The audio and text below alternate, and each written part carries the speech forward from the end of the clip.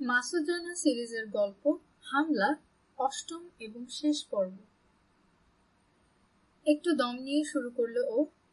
Von হামেলের গোটা smuggling operation টিকে আছে একটা সাবমেরিন ঘাটির উপর। তার সাবমেরিনের সংখ্যা একটা নাকি 10টা তা এখনো আমরা জানি না। এবারের এই হিরোইনের চালানটাই তার সবচেয়ে বড় চালান। এ থেকে প্রায় $300 মিলিয়ন রোজগার করবে সে। তার প্ল্যানটা চমৎকার, সামনে কোনো বাধাই নেই। একদিন জানালার সামনে দাঁড়িয়ে সে দেখতে পেল মাত্র 2 মাইল দূরে একটা ওশেনোগ্রাফিক রিসার্চ শিপ নোঙর ফেলেছে। খোঁজ নিয়ে যখন জানলো তোমরা আদি যুগের একটা মাছ ধরার জন্য পানি তোলপাড় করছো, ভয়ে কলজে শুকিয়ে গেল তার।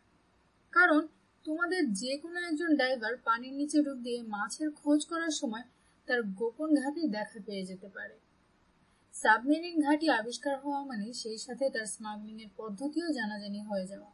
কাজেই মরিয়া হয়ে উঠল ফন হামেল। পকেট হাতড়ে ধূমপানের উপকরণ খুঁজল কমান্ডার, না পেয়ে বেজার হয়ে উঠল চেহারা। ব্লু লিডারকে পানি থেকে নিশ্চিহ্ন করে দেবে সে উপায় তার ছিল না বলে চলল রানা। কারণ তাহলে পানির নিচে ফুল স্কেল ইনভেস্টিগেশন চালানো হবে। কাজেই ব্র্যাডিফিল্ডে হামলা চালাতে হলো তাকে, এই আশায় যে বিপদ হতে পারে ভেবে কর্নেল কোস্কি তোমাকে থাসুস ছেড়ে যাবার নির্দেশ দেবে। কিন্তু ব্র্যাডিফিল্ডে হামলা চালিয়েও যখন কোনো কাজ হলো না, অগত্যা সরাসরি ব্লু লিডারের উপর আঘাত করার জন্য আবার আলবাট্রসকে পাঠালো সে। ঠিক বুঝছি না, বলল হ্যানিবল। তবে তোমার কথায় যুক্তি আছে, খাপে খাপে মিলেও যাচ্ছে। শুধু সাবমেরিনের ব্যাপারটা ছাড়া। একজন সিভিলিয়ান সাবমেরিন পাবে কোত্থেকে? ওটা তো আর খোলা বাজারে বিক্রি হয় না। হয় না, সায় দিয়ে বলল রানা। কিন্তু দ্বিতীয় মহাযুদ্ধের সময় শ্যালো ওয়াটারে যেগুলো ডুবে গেছে সেগুলো উদ্ধার করা যায়। ইন্টারেস্টিং, উৎসাহের সাথে আবার বলল রানা।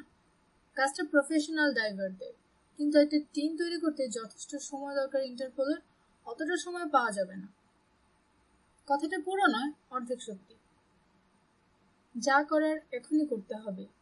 এই মুহূর্তে মেডিটেরিয়ানে শুধু তোমার হাতেই রয়েছে দক্ষ ডাইভার আর উপযুক্ত ইকুইপমেন্ট। গম্ভীর সুরে বলল হ্যানিবল। ফন হামেলের ভিলার নিচে সাগরের খানিকটা খুঁজে দেখতে চাই আমি। হয়তো মিছে আশা করছি কিছুই পাবো না। আবার জাহাজটাকে মার্সেইতে থামাবার জন্য ফন হামেলের বিরুদ্ধে যথেষ্ট এভিডেন্স পেয়েও যেতে পারি। পাই বা না পাই, চেষ্টা করে দেখতে হবে আমাদের।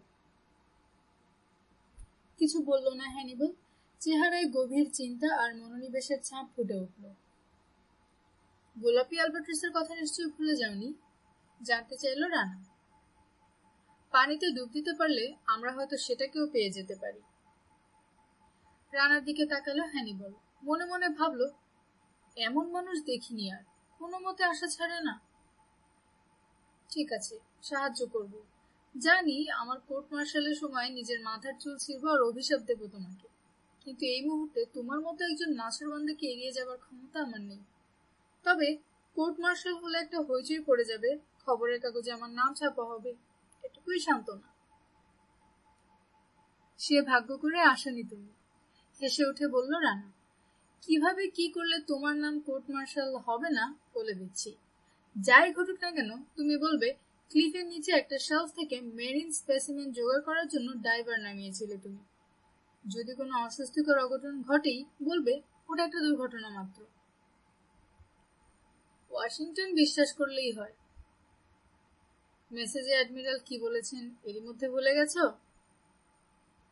না, ভুলিনি। মাসুদ রানাকে সাহায্য করতে হবে।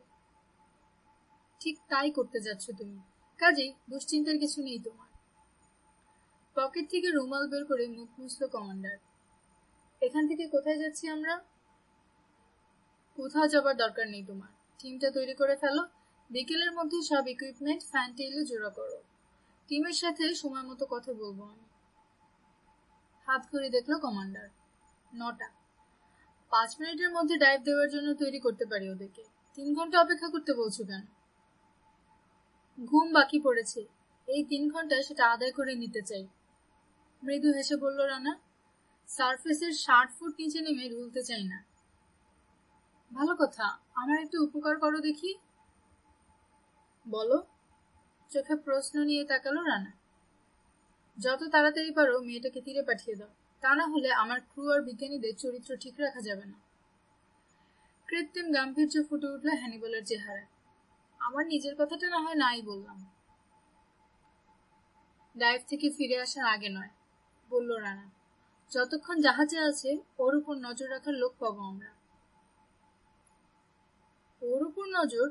মেয়েটা কে রানা? যদি বলি ফন হামেলের নাতনি, বিশ্বাস করবে? হোয়াট? থ হয়ে গেল হ্যানিবল। তোমার ভয় পাবার কোনো কারণ নেই, আশ্বাস দিয়ে বলল রানা। ও যে এখানে আছে ফন হামেল এখনো তা জানে না। আকাশের দিকে চোখ তুলে বিড়বিড় করে বলল হ্যানিবল, কৃপা করো যিশু। বলে রেডিও রুম থেকে বেরিয়ে গেল সে। ফাঁকা দরজা পথ দিয়ে দূরে সাগরের বুকে তাকালো রানা। নীল পানিতে তুমুল ঢেউ উঠেছে। না তাকিয়েও বুঝতে পারলো ও পেছনে নিজের সেটের উপর ঝুঁকে ট্রান্সমিট করছে রেডিও অপারেটর।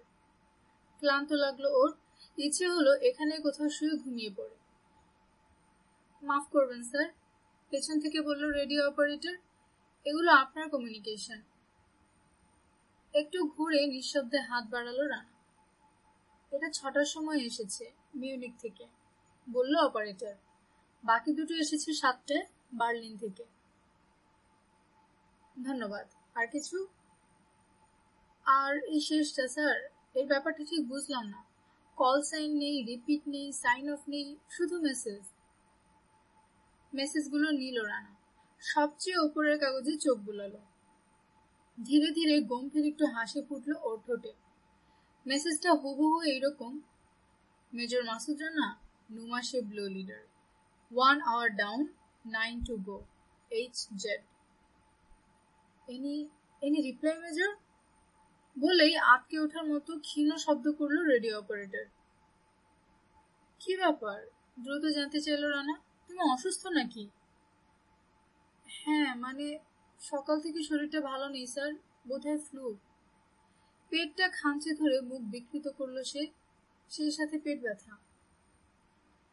ডাক্তারকে দেখিয়ে ঠিক করে নাও, বলল রানা। আগামী 24 ঘন্টা রেডিওতে ভালো একজন লোক দরকার আমার।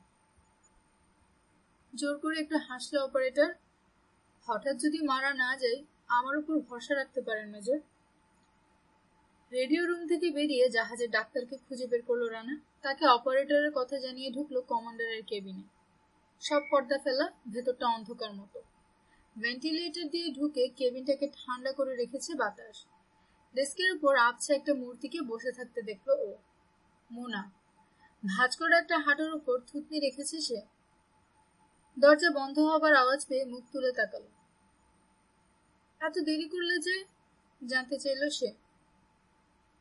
কাজ ছিল, ঠান্ডা সুরে বলল রানা। কিন্তু কথা তো এরকম ছিল না, তীক্ষ্ণ শোনালো মোনার গলা। অ্যাডভেঞ্চারের কথা বলেছিলে, কোথায় সে অ্যাডভেঞ্চার? তোমাকে কাছে পাওয়াই মুশকিল, ফুরুত ফুরুত করে শুধু উড়ে বেড়াচ্ছ। একটা চেয়ার টেনে বসলো রানা। কর্তব্যের ডাক পড়লে সাড়া দিতে হয়। সাথে সাথে প্রসঙ্গ বদল করলো ও। শরীরে কিছুটা কাপড়ের আভাস পাওয়া যাচ্ছে, পেলে কোথায়? লজ্জা নিবারণের ব্যবস্থা আমার নতুন বয়ফ্রেন্ড মেজর মাসুদ রানারই করা উচিত ছিল, বিদ্রুপের সুরে বলল মোনা। কিন্তু সে যখন ব্যর্থ হলো, তখন বাধ্য হয়ে মাথার বালিশের সাহায্য নিতে হলো আমাকে। মানে? বালিশের কভারটা পছন্দ হয়ে গেল আমার, হাসতে হাসতে বলল মোনা। চমৎকার চিট, সুই সুতো নেই, কাজে গিট বেঁধে বুকে আর হিপে জড়িয়ে নিলাম। আবছা অন্ধকার সয়ে এলো চোখে। মোনার অনাবৃত শরীর থেকে চোখ সরিয়ে রাখার সমস্যা হয়ে দেখা দিল রানার জন্য।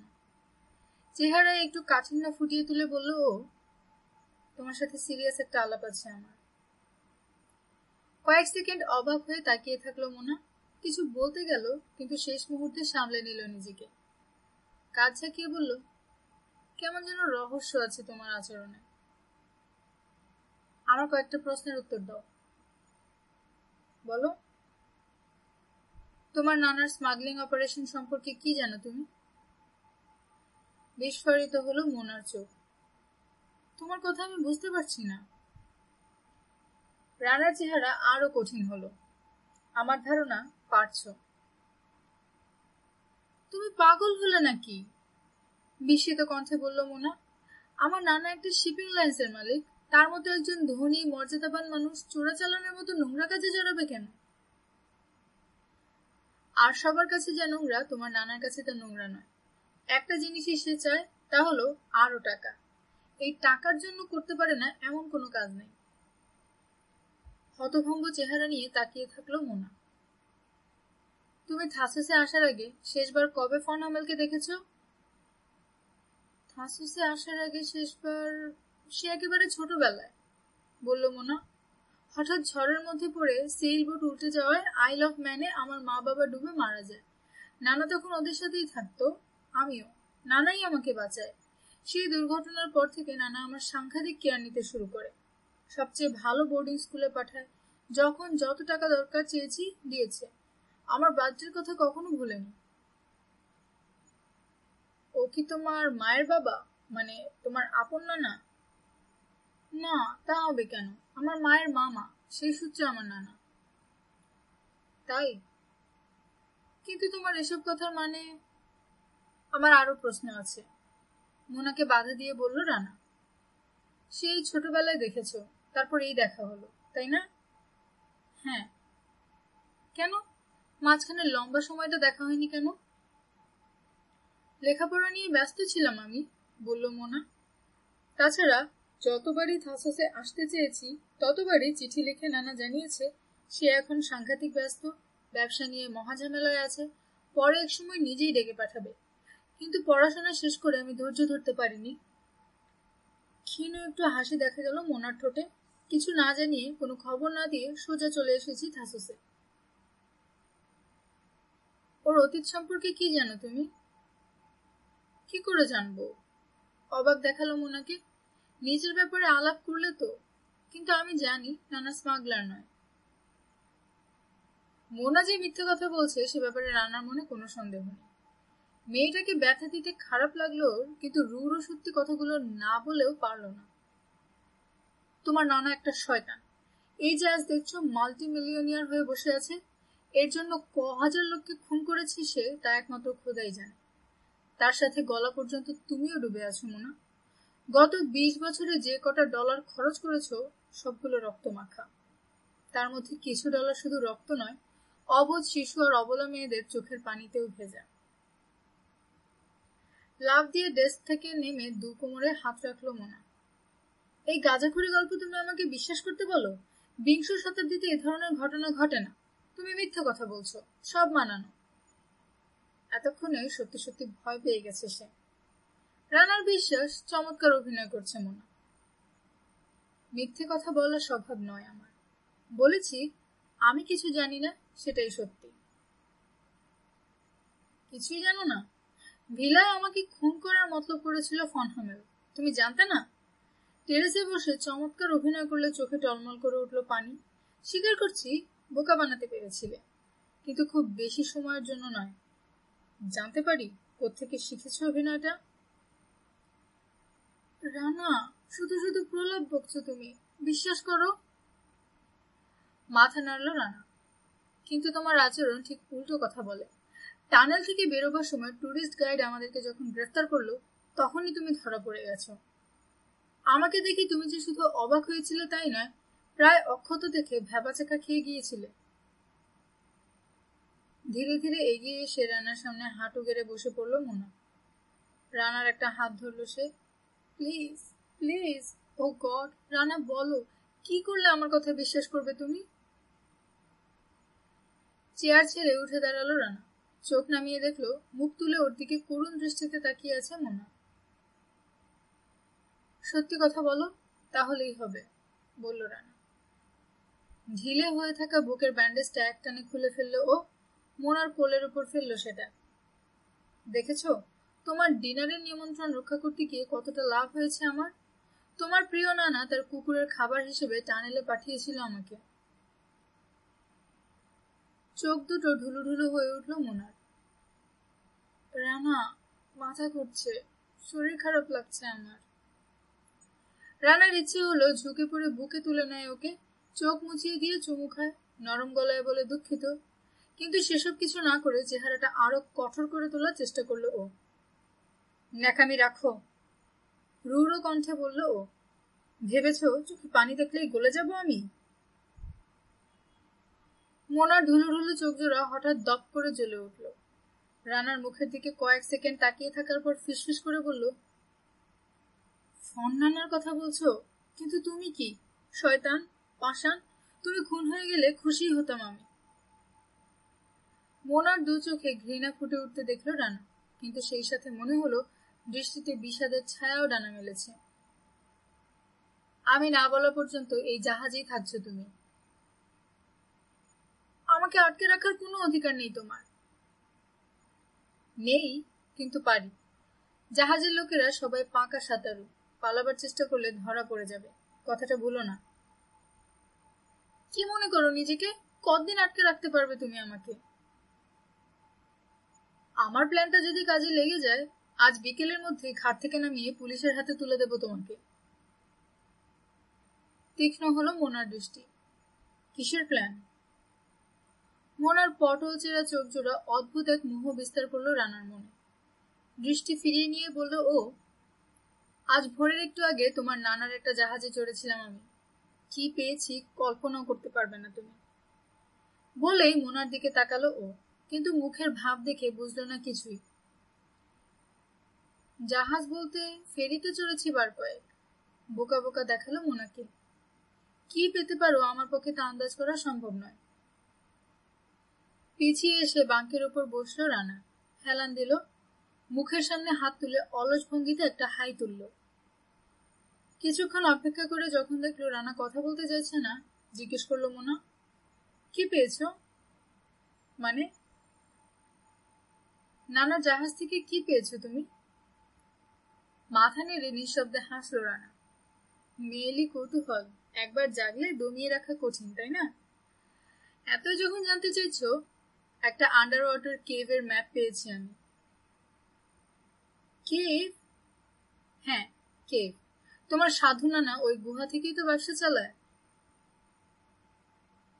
এসব কথা আমাকে শোনাবার মানে কি? মোনার চেহারায় আবার আহত ভাবটা ফিরে এলো। এর কিছুই আমি বিশ্বাস করি না। সিলিং এর দিকে তাকালো রানা। ওহ গড, ওর মাথায় অন্তত এইটুকু বুদ্ধি দাও যাতে বুঝতে পারে যে সব ফেসে গেছে। মোনার চোখে চোখ রাখলো ও। আমার ধারণা এসব তোমার কাছে নতুন কোনো তথ্য নয়।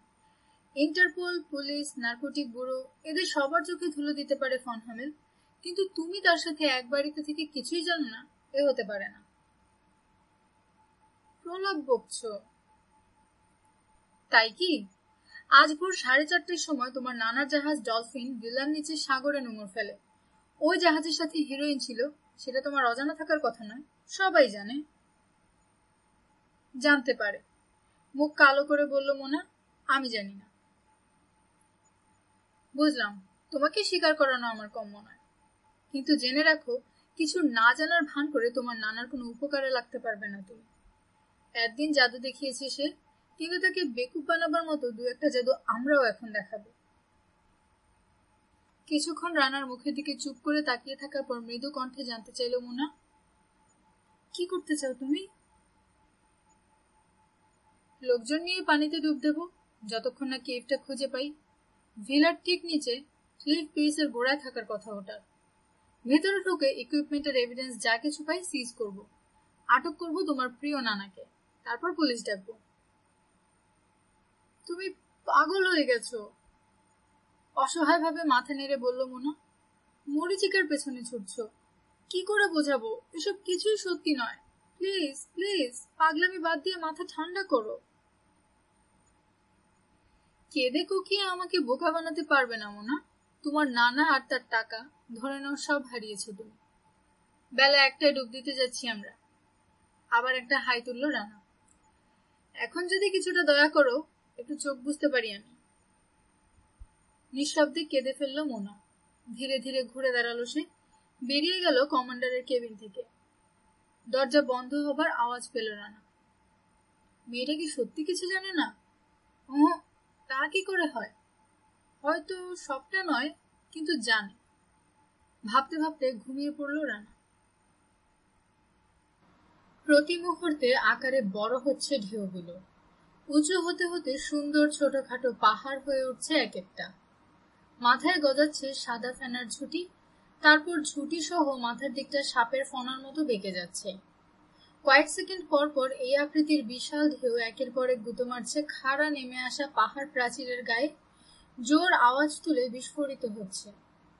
রোদে তাতানো বাতাস দক্ষিণ পশ্চিম দিক থেকে ঝিরঝির করে বইছে। ঠিক এই দুপুরবেলা উন্মাদ সাগরে মহা আলোড়নের দিকে ধীরে ধীরে এগিয়ে এলো ব্লু লিডার। শেষ মুহূর্তে হেলম ঘুরিয়ে পাথুরে ক্লিফ বেসের সমান্তরাল রেখায় কোর্স স্থির করল কমান্ডার হ্যানিবল। ফ্যাদোমিটারের গ্রাফ পেপারের উপর আসা যাওয়া করছে কাটা, ঘন ঘন সেটার দিকে তাকালো সে। তার বাকি অর্ধেক মনোযোগ কেড়ে নিল ফেনা রেখা, খুব বেশি হলে 50 গজ দূরে। কিল থেকে 10 ফেতম নিচে বটন, বলল সে, শান্ত সংযত কণ্ঠস্বর, চেহারায় উদ্বেগের চিহ্ন মাত্র নেই। 60 ফুট? অবাক দেখালো রানাকে। ফ্যাদোমিটার বা ফেনা রেখার দিকে নয়, সোজা সামনের দিকে তাকিয়ে আছে ও। ক্লিফ বেস থেকে 100 গজ দূরে নেই আমরা, অথচ এত গভীরতা। হেলম থেকে একটা হাত তুলে মাথার নেভি ক্যাপটা নামালো হ্যানিবল। কপাল জুড়ে ফুটে থাকা মুক্তার মতো বিন্দু বিন্দু ঘাম দেখা গেল। আউটার রিফ ফ্রি এরিয়ায় এটা অস্বাভাবিক কিছু নয়। মাথা ঝাঁকিয়ে বলল রানা, লক্ষণটা ভালো। মানে? সারফেস ডিটেকশন ছাড়াই নড়াচড়ার প্রচুর জায়গা পেতে পারে এখানে একটা সাবমেরিন। খানিক পর মন্তব্য করলো কমান্ডার, হয়তো শুধু রাতে, দিনের বেলা চোখে পড়ে যাবার ভয় আছে। ওয়াটার ভিজিবিলিটি 100 ফুটের মতো। যে কোনো দিকে 1 মাইলের মধ্যে কেউ যদি উঁচু পাড়ে দাঁড়িয়ে নিচের দিকে তাকায়, দেখতে পাবে 300 ফুট লম্বা একটা খোল হামাগুড়ি দিচ্ছে। একই কথা একজন ড্রাইভার সম্পর্কেও, চিন্তিতভাবে বলল রানা। ঘাড় ফিরিয়ে ভিলার দিকে তাকালো ও। পাহাড়ের ওপর প্রকাণ্ড একটা দুর্গের মতো লাগলো দেখতে। না দেখতে পাবার কোনো কারণ নেই। জেনে শুনে ভয়ঙ্কর একটা ঝুঁকি নিয়েছো তুমি রানা, ধীরে ধীরে বলল হ্যানিবল। তোমার এই তৎপরতা ফন হামেলের কাছে গোপন থাকবে না। আমার বিশ্বাস ব্লু লিডার নোঙল তুলছে দেখে সেই যে চোখে বিনকিউলার তুলেছে সে এখনো নামেনি। জানি, বিড়বিড় করে বলল রানা। দৃশ্যটা এত সুন্দর, কয়েক মুহূর্তের জন্য তার ভেতর নিজেকে হারিয়ে ফেলল ও। প্রাচীন দ্বীপটিকে আদর সোহাগ দিয়ে জড়িয়ে রেখেছে নীলচে রূপালী ইজিয়ান। মাঝ সাগরে নিঃসঙ্গ একটা দ্বীপ, তাকে ঘিরে ঢেউ, ফেনা আর স্রোতের মাতামাতি। ফেনার পাহাড় আছাড় খেয়ে ছড়িয়ে পড়ার আওয়াজকে ছাপিয়ে শোনা গেল ব্লু লিডারের ইঞ্জিনের একটানা একঘেয়ে শব্দ। কদাচ মাথার উপর দিয়ে উড়ে গেল 2-1টা সিগল, সমস্ত আওয়াজকে ম্লান করে দিল তাদের তীক্ষ্ণ কণ্ঠস্বর। পাথুরে পাহাড় প্রাচীরের মাথার কাছে সবুজ ঢালে চড়ে বেড়াচ্ছে একদল গরু ছাগল, খুদের সচল বিন্দুর মতো দেখাচ্ছে ওগুলোকে। খাটো ক্লিফগুলোর মাঝখানে কিছু গুহা রয়েছে, ঝিনুক ছড়ানো মেঝেতে পড়ে আছে ভেসে আসা গাছের ডালপালা, শুকিয়ে কাঠ হয়ে গেছে। হঠাৎ খেয়াল হলো রানার, শান্ত সমতল পানির সীমানা কাছে চলে আসছে, খুব বেশি হলে পোর্ট বোর দিকে আর 1.25 মাইল দূরে। হ্যানিবলের একটা কাঁধে হাত রাখলো ও, অপর হাত তুলে সেটা দেখালো। ওই যে শান্ত পুকুর। মাথা ছেকালো কমান্ডার। কিছুক্ষণ সেদিকে তাকিয়ে থাকার পর আবার বলল সে, এই স্পিডে ওখানে পৌঁছতে 10 মিনিট লাগবে। তোমার টিম রেডি তো? রেডি। কি আশা করার আছে জানে ওরা। স্টারবোর্ড কেবিন ডেক বরাবর লাইন বন্দি দাঁড় করিয়ে রেখে এসেছি সবাইকে। ভিলা থেকে কেউ যদি তাকিয়েও থাকে ওদেরকে দেখতে পাবে না। মাথায় আবার ক্যাপ পরল কমান্ডার। খোলের কাছ থেকে যত বেশি দূরে সম্ভব পড়তে হবে ওদেরকে। লাফ দেবার আগে সবাইকে আরেকবার স্মরণ করিয়ে দিও, প্রোপেলারের সাথে একবার জড়িয়ে পড়লে হাড় মাংসের টুকরো ছাড়া আর কিচ্ছু খুঁজে পাওয়া যাবে না। সবাই জানে, বলে দিতে হবে না। তুমিই বলেছ ওরা সবাই দক্ষ ড্রাইভার। তা ঠিক। রানার দিকে ফিরল কমান্ডার।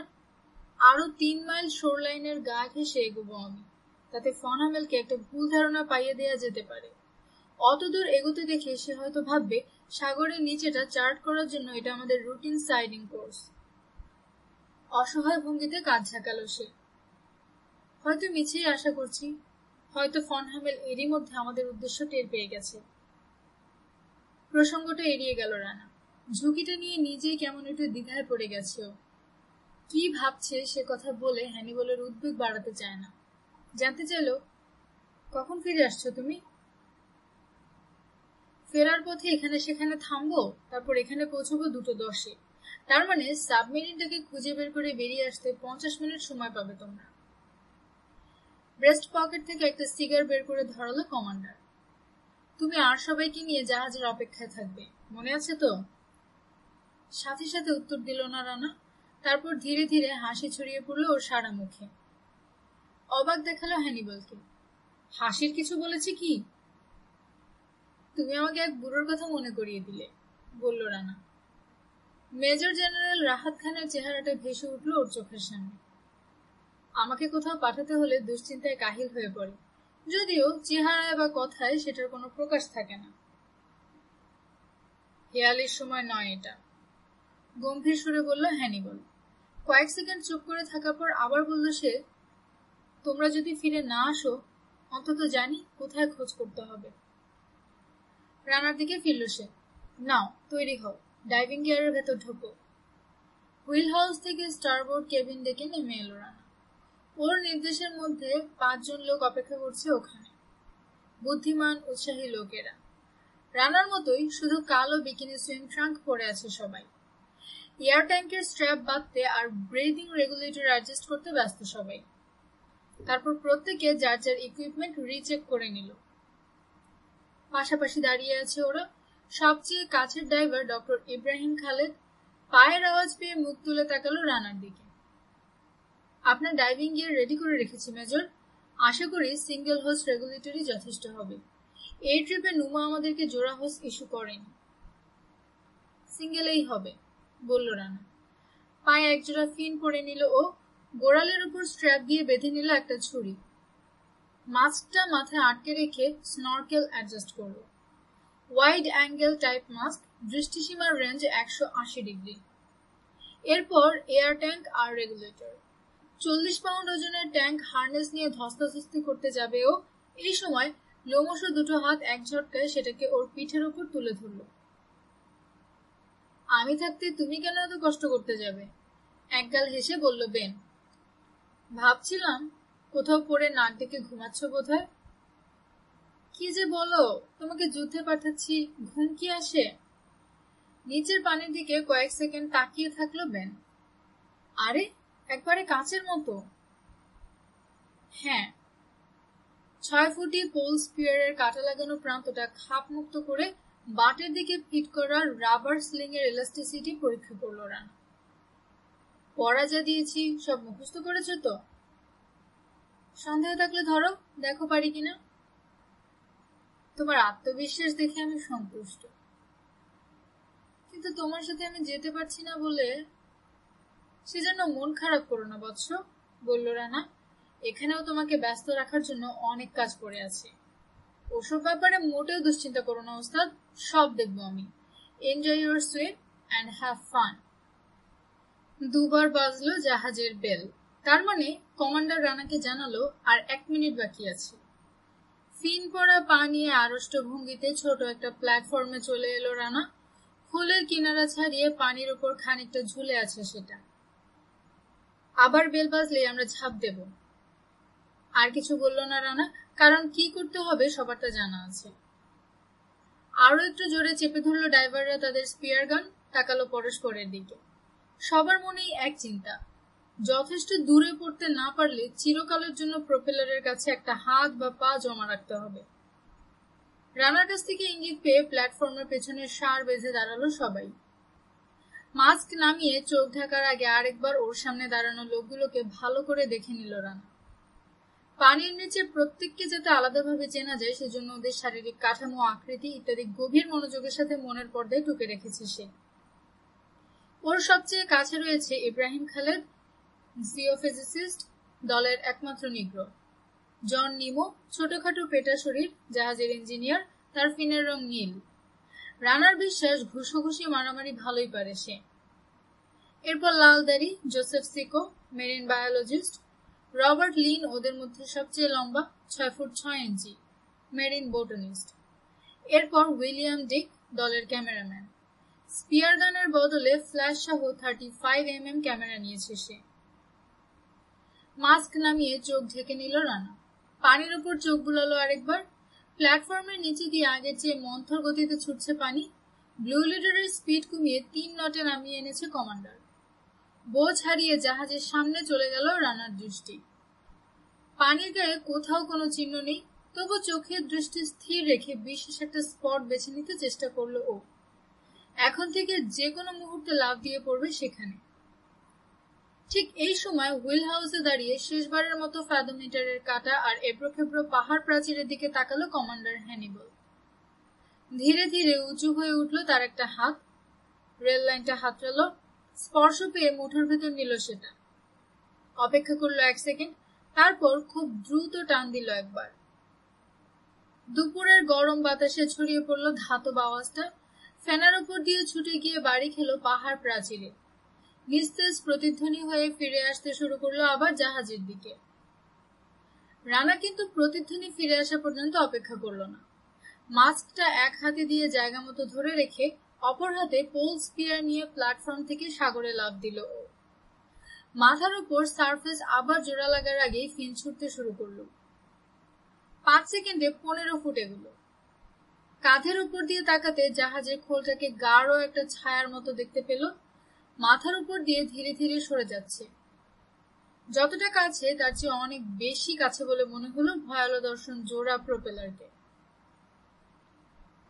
বাকি সবাইও নিরাপদ দূরত্বে সরে এসেছে। খালেদ, নিমো, সিকো, লিন আর ডিক। 4 জন একসাথে রয়েছে, একা পিছিয়ে পড়েছে শুধু ডিক। স্বচ্ছ পানি, অনেক দূর পর্যন্ত পরিষ্কার দেখতে পাওয়া গেল। একজোড়া কদাকার ড্রাগনেট মাছ সাগর তলার কাছে অলস ভঙ্গিতে ঘুরে বেড়াচ্ছে। তাদের উজ্জ্বল নীল আর গাঢ় হলুদ গায়ের রং অবাক হয়ে দেখার মতো। 80 ফুট দূরে পরিষ্কার দেখা গেল একটা পর্তুগাজ ম্যান ওভার। সাগরতলা ভারী রহস্যময় জগৎ। এখানে কোনো শব্দ নেই, কিন্তু প্রতি মুহূর্তে বিপদের ভয় আছে। নিরীহ দর্শন জেব্রা মাছের মারাত্মক বিষ, অথবা ভয়াল দর্শন হাঙরের তীক্ষ্ণ দাঁত মৃত্যুর কারণ হয়ে দাঁড়াতে পারে। নিচের দিকে ডাইভ দিয়ে নামতে শুরু করলো রানা। 30 ফুট নিচে পানির রং নীলচে সবুজ। আরো 20 ফুট নামলো ও। এদিকের তলায় কোনো পাথর নেই, দেখতে অনেকটা মরুভূমির মতো। ঢেউ খেলানো খুদে বালিয়ারি আছে, গায়ে লম্বা লম্বা দাগ কাটা, দেখতে সাপের মতো। স্টার গেজার মাছ দেখা গেল। একজোড়া পাথরের চোখ আর ঠোঁট জোড়া শরীরের বাকি অংশ বালির নিচে সেধিয়ে আছে। ওগুলো ছাড়া আর কিছু নেই। ব্লু লিডার ছেড়ে আসার ঠিক 8 মিনিট পর সাগরের মেঝে ক্রমশ উঁচু হতে শুরু করলো। এদিকে পানি তত স্বচ্ছ নয়, সামনে একটা অন্ধকার অন্ধকার ভাব। তার ভেতর সিউইড ঢাকার রক ফরমেশনের আভাস টের পাওয়া গেল। এর একটু পরে হঠাৎ করে একটা পাহাড় প্রাচীরের সামনে এসে পড়লো ওরা। পাঁচিলের গা মসৃণ, কোথাও কোনো ভাঙচুর নেই, সোজাভাবে খাড়া উঠে গেছে সারফেসের দিকে। দলের লোকদের পাঁচিলের দুদিকে ছড়িয়ে পড়ার ইঙ্গিত দিল রানা। নিশ্চয়ই এই পাঁচিলের গায়ে কোথাও গুহা আছে। সেটাকে সাবমেরিনের ঘাঁটি হিসেবে ব্যবহার করে ফন হামেল, অন্তত রানার তাই ধারণা। খুঁজে পেতে 5 মিনিটের বেশি লাগলো না। ক্যামেরাম্যান ডিক ডান দিকে 100 ফুটের মতো এগিয়ে গিয়েছিল, সেই প্রথম দেখতে পেল। এয়ার ট্যাঙ্কের গায়ে ছুরির ডগা ঘষে সিগন্যাল দিল সে। বাকি সবাইকে সাথে নিয়ে পাঁচিলের উত্তর মুখ বরাবর এগোলো রানা। আগাছা ভর্তি একটা ফাটল পড়লো সামনে, সেটাকে পেরিয়ে এসে হঠাৎ করেই থামলো রানা। একটা হাত তুলে বাকি সবাইকে থামার নির্দেশ দিল। দেখতে পেয়েছে ও, সারফেস থেকে মাত্র 12 ফুট নিচে কালো রঙের একটা ফাঁক। ঠিক এই আকারের একটা ফাঁকই আশা করেছিল ও। অনায়াসে একটা সাবমেরিন ঢুকে যেতে পারে। গুহার মুখের কাছে ভাসতে থাকলো ওরা। সবাই তাকিয়ে আছে গুহার ভেতর, কিন্তু ভেতরটা অন্ধকার বলে দেখতে পেল না কিছু। সবার মধ্যে একটা ইতস্তত ভাব লক্ষ্য করলো রানা। পরস্পরের দিকে চোরা চোখে তাকাচ্ছে। কাউকে কিছু না বলে গুহা মুখের দিকে এগোলো রানা। পেছন থেকে ওরা দেখলো টানেলে ঢুকলো রানা, ধীরে ধীরে অদৃশ্য হয়ে গেল অন্ধকারে। ফিন লাগানো পা জোড়া ধীরে সুস্থে মাঝে মধ্যে ছুড়ল রানা। পানির মতোই ওকে টানেলের ভেতর দিয়ে সামনের দিকে ঠেলে নিয়ে চলেছে স্রোত। উজ্জ্বল নীলচে সবুজ পানি পেছনে ফেলে এসেছে ও। এদিকের পানি গাঢ় টুয়াইলাইট ব্লুর মতো। প্রথম দিকে কিছুই দেখতে পেল না রানা, তারপর অন্ধকার ভাবটা চোখে সয়ে এলো। নিজের চারদিকের খুঁটিনাটি অনেক কিছু ধরা পড়তে শুরু করলো চোখে। তাজ্জব বনে গেল রানা। টানেলের দেয়ালে গিজগিজ করার কথা কাকড়া, শামুক, গুগলি, চিংড়ি, অথচ সেসব কিছুই দেখতে পেল না ও। শেলফিশ, তাও নেই। জলজ প্রাণীদের চিহ্ন মাত্র নেই কোথাও। তা কি করে হয়? দেয়ালের গায়ে লালচে একটা পদার্থ রয়েছে, হাত দিতেই আশেপাশের পানি ঘোলা হয়ে গেল। চিত হলো রানা, ওপর দিকে তাকালো। ছাদটা খিলান আকৃতির, দুদিকের দেয়াল ক্রমশ বেঁকে পরস্পরের সাথে মিলেছে। ওর বুদবুদগুলো এক্সস্ট থেকে বেরিয়ে রূপালী বলের মতো এঁকে বেঁকে ছুটল গুহাপথ ধরে উপর দিকে। অন্ধকারে হারিয়ে গেল সেগুলো। ভয় ভয় করলো রানার, কিন্তু সেটাকে গ্রাহ্য না করে উপর দিকে উঠতে শুরু করলো ও। খানিকটা ওঠার পর ভাবলো টানেল থেকে বেরিয়ে গিয়ে কাউকে ডেকে নিয়ে আসবে কিনা, কিন্তু তাতে সময়ের অপচয় হবে ভেবে চিন্তাটা বাতিল করে দিল ও। হঠাৎ কিছু দূর খাড়াভাবে ওঠার পর বাতাসে বেরিয়ে এলো মাথা। চারদিকে তাকিয়ে কিছুই দেখতে পেল না ও। ধূসর রঙের কুয়াশা সবকিছু ঢেকে রেখেছে। হতভম্ব হয়ে পড়ল ও, তাড়াতাড়ি ডুব দিল আবার। নেমে এলো 10 ফুট পানির নিচে। নিচের দিকে চেয়ে বুঝলো আসল টানেল ছেড়ে একটা শাখা পথ ধরে উঠে এসেছে সে উপরে। টানেলের প্রবেশ পথ দিয়ে আসা আলোয় এই গুহার সবটুকু পরিষ্কার দেখা যাচ্ছে। একটা অ্যাকুয়ারিয়াম। এর শুধু এই একটাই বর্ণনা দিতে পারে রানা, কিংবা বিশাল একটা ট্যাঙ্ক বলেও চালানো যায় এটাকে। নিচের টানেলের সাথে এই গুহার কোনো মিল নেই। চারদিকে জলজ প্রাণীর ভিড় দেখতে পেল রানা। কাকড়া, শামুক, গুগলি, এমনকি একদিকে সামুদ্রিক আগাছা আর গুল্মের বিস্তারও দেখা গেল। উজ্জ্বল রঙের অনেক মাছের ঝাঁকও দেখলো রানা। ওকে নড়াচড়া করতে দেখে ছুটে পালাচ্ছে চারদিকে। পানির উপর আরেকবার মাথা তুলে দেখবে বলে উঠতে শুরু করলো রানা। এই সময় কে যেন ওর একটা পা ধরে ফেললো। ঝট করে তাকাতেই খালেদকে দেখতে পেল ও। ইঙ্গিতে সারফেসের দিকটা দেখালো ওকে। মাথা ঝাঁকিয়ে সায় দিল রানা। পেছনে খালেদকে নিয়ে আবার পানির উপর মাথা তুলল ও, কিন্তু এবারও সেই ঘন কুয়াশা ছাড়া কিছু দেখতে পেল না। মাউথপিস খুলে খালেদের দিকে ফিরল রানা। কি বুঝছো বলো দেখি? পাথুরে দেয়ালে বাড়ি খেয়ে 4 গুণ শব্দ করলো ওর গলার আওয়াজ। এর মধ্যে অবাক হবার মতো কিছু নেই, বলল খালেদ। প্রতিটি ঢেউ বা স্রোত গুহামুখে আছড়ে পড়লে টানেলের ভেতর দিয়ে তীব্র গতিতে ছুটতে শুরু করে পানি। গুহার ভেতর আগেই বন্দী হয়ে থাকে বাতাস, পানির চাপে সংকুচিত হয়ে পড়ে সেটা। এরপর কমতে শুরু করে পানির চাপ, সেই সাথে আলগা হয়ে ছড়িয়ে পড়ে ভিজে বাতাস, ঠান্ডা হয়ে যায় এবং মিহি কুয়াশায় পরিণত হয়। নাক থেকে পিচ্ছিল কিছু সরাবার জন্য 1 সেকেন্ড বিরতি নিল সে, তারপর আবার বলল, ঢেউগুলো 12 সেকেন্ড পরপর ঢুকছে টানেলে, কাজেই যে কোনো মুহূর্তে কুয়াশা কেটে। খালেদের কথা শেষ হলো না, হালকা হতে শুরু করলো কুয়াশা। দেখতে দেখতে স্বচ্ছ হয়ে গেল বাতাস। প্রায় 60 ফুট উঁচু হবে সিলিংটা। আবছা ভাবে হলেও প্রায় সমস্ত খুঁটিনাটি দেখতে পাওয়া গেল। গুহার আকৃতি গম্বুজের মতো।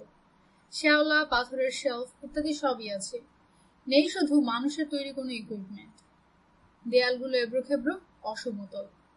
গোড়ার কাছে খসে পড়া পাথর স্তূপ হয়ে আছে। দেয়ালের গা ঘেঁষে কিছু ঝুল পাথরও দেখা গেল, যে কোনো মুহূর্তে খসে পড়তে পারে। একটু পরই আবার ফিরে এলো কুয়াশা, আবার সব ঢাকা পড়ে গেল। নিরাশায় ছেয়ে গেল রানার মুখ। গুহাটা পরীক্ষা করে পরিষ্কার বুঝেছেও এটা সাবমেরিনের ঘাঁটি হতে পারে না। তবে কি ওর ধারণা ঠিক নয়? চলো ফেরা যাক, মৃদু গলায় বলল ও। আমার বোধহয় ভুলই হয়েছে। আমি তা মনে করি না মেজর। রানার কাঁধে হাত রাখলো খালেদ। জিওলজি বলছে আপনার সন্দেহের ভিত্তি আছে। যুক্তি দিয়ে বোঝাতে পারি এটাই সবচেয়ে লজিক্যাল স্পট। মাথা নাড়ল রানা। জানি না কেন বলছো এ কথা। আমি তো দেখছি এই গুহা থেকে টানেল ছাড়া বেরোবার আর কোনো পথ নেই। গুহার শেষ মাথায় ওদিকে একটা কার্নিশ দেখেছি আমি, হয়তো। একটা কার্নিশ কিছু প্রমাণ করে না, বলল রানা। এখনই বেরিয়ে টানেল ধরে আরো এগিয়ে দেখা দরকার। এই সময় রানার সামনে ভুস করে ভেসে উঠল মেরিন বোটানিস্ট রবার্ট লিন। মাফ করবেন মেজর রানা, আমি একটা জিনিস পেয়েছি, আপনি হয়তো দেখতে চাইবেন। কুয়াশা সরে গেল আবার। ভুরু কুচকে মেরিন বোটানিস্টের দিকে তাকালো রানা। যা বলার তাড়াতাড়ি বলো লিন, আমাদের হাতে সময় কম। বলুন তো, টানেলের উল্টো দিকের দেয়ালে ম্যাক্রোক্রেস্টিস পেরিফেরার গ্রোথ আছে, আপনার চোখে পড়েছে কি? হয়তো পড়েছে, বলল রানা, কিন্তু জিনিসটা কি তা যদি বোঝাতে পারো তাহলে হয়তো মনে পড়বে। সবাই ওটাকে কেল্প বলে। মাথা ঝাঁকালো রানা, কৌতূহল ফুটে উঠল চেহারায়। আবার বলল লিন, এটা একটা বিশেষ জাতের কেল্প, শুধু মার্কিন যুক্তরাষ্ট্রের প্যাসিফিক কোস্টে দেখতে পাওয়া যায়। মেডিটেরিয়ানের এই অংশের ওয়াটার টেম্পারেচার এই জাতের কেল্পকে বাঁচিয়ে রাখার জন্য উপযোগী নয়। তাছাড়া কেল্প সূর্যের মুখ বা আলো দেখতে চায়। পানির তলায় একটা গুহার ভেতর কেল্প থাকবে এ বিশ্বাস্য নয়, অথচ ঠিক তাই দেখছি আমরা। তার মানে এর মধ্যে কোথাও কোনো কিন্তু আছে। সেই কিন্তুটা কি হতে পারে, কোনো ধারণা আছে? কুয়াশা ফিরে এলো আবার।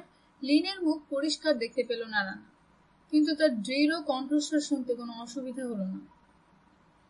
কেল্প নয় মেজর, আমরা ওটা শিল্প দেখেছি, চমৎকার আর্ট, প্লাস্টিকের তৈরি নকল কেল্প। প্লাস্টিক? আটকে উঠল খালেদ। তার গলার আওয়াজ প্রতিধ্বনিত হয়ে ফিরে এলো। তুমি ঠিক জানো? দেখো ডক্টর, আমি কখনো তোমার কোর স্যাম্পল অ্যানালাইসিস সম্পর্কে সন্দেহ প্রকাশ করি না, সেরকম আমিও আশা করব। টানেল ওয়ালে লাল জিনিসটা নিশ্চয় লক্ষ্য করেছ? ওদেরকে থামিয়ে দিয়ে দ্রুত জানতে চাইল রানা। বলতে পারো কি ওটা? সঠিক বলতে পারবো না মেজর, লিন বলল।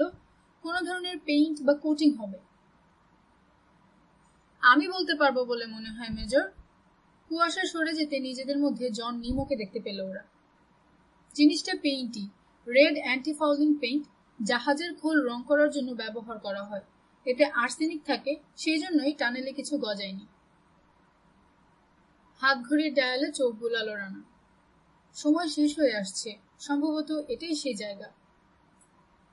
কেল্পের পেছনে আরেকটা টানেল মেজর? উত্তেজিত গলায় জানতে চাইল খালেদ। তাই তো মনে হচ্ছে, বলল রানা। আরেকটা ক্যামোফ্লেজড টানেল, আরেকটা গুহা।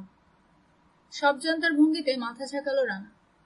এখন আমি বুঝতে পারছি থাসোসের স্থানীয় লোকদের চোখে ফন হামেলের অপারেশন কেন ধরা পড়েনি। এখন তাহলে কি করব আমরা? তার আগে সবাই যে যার ইকুইপমেন্ট চেক করে নাও, বলল রানা। আমাদের মধ্যে নেই কে?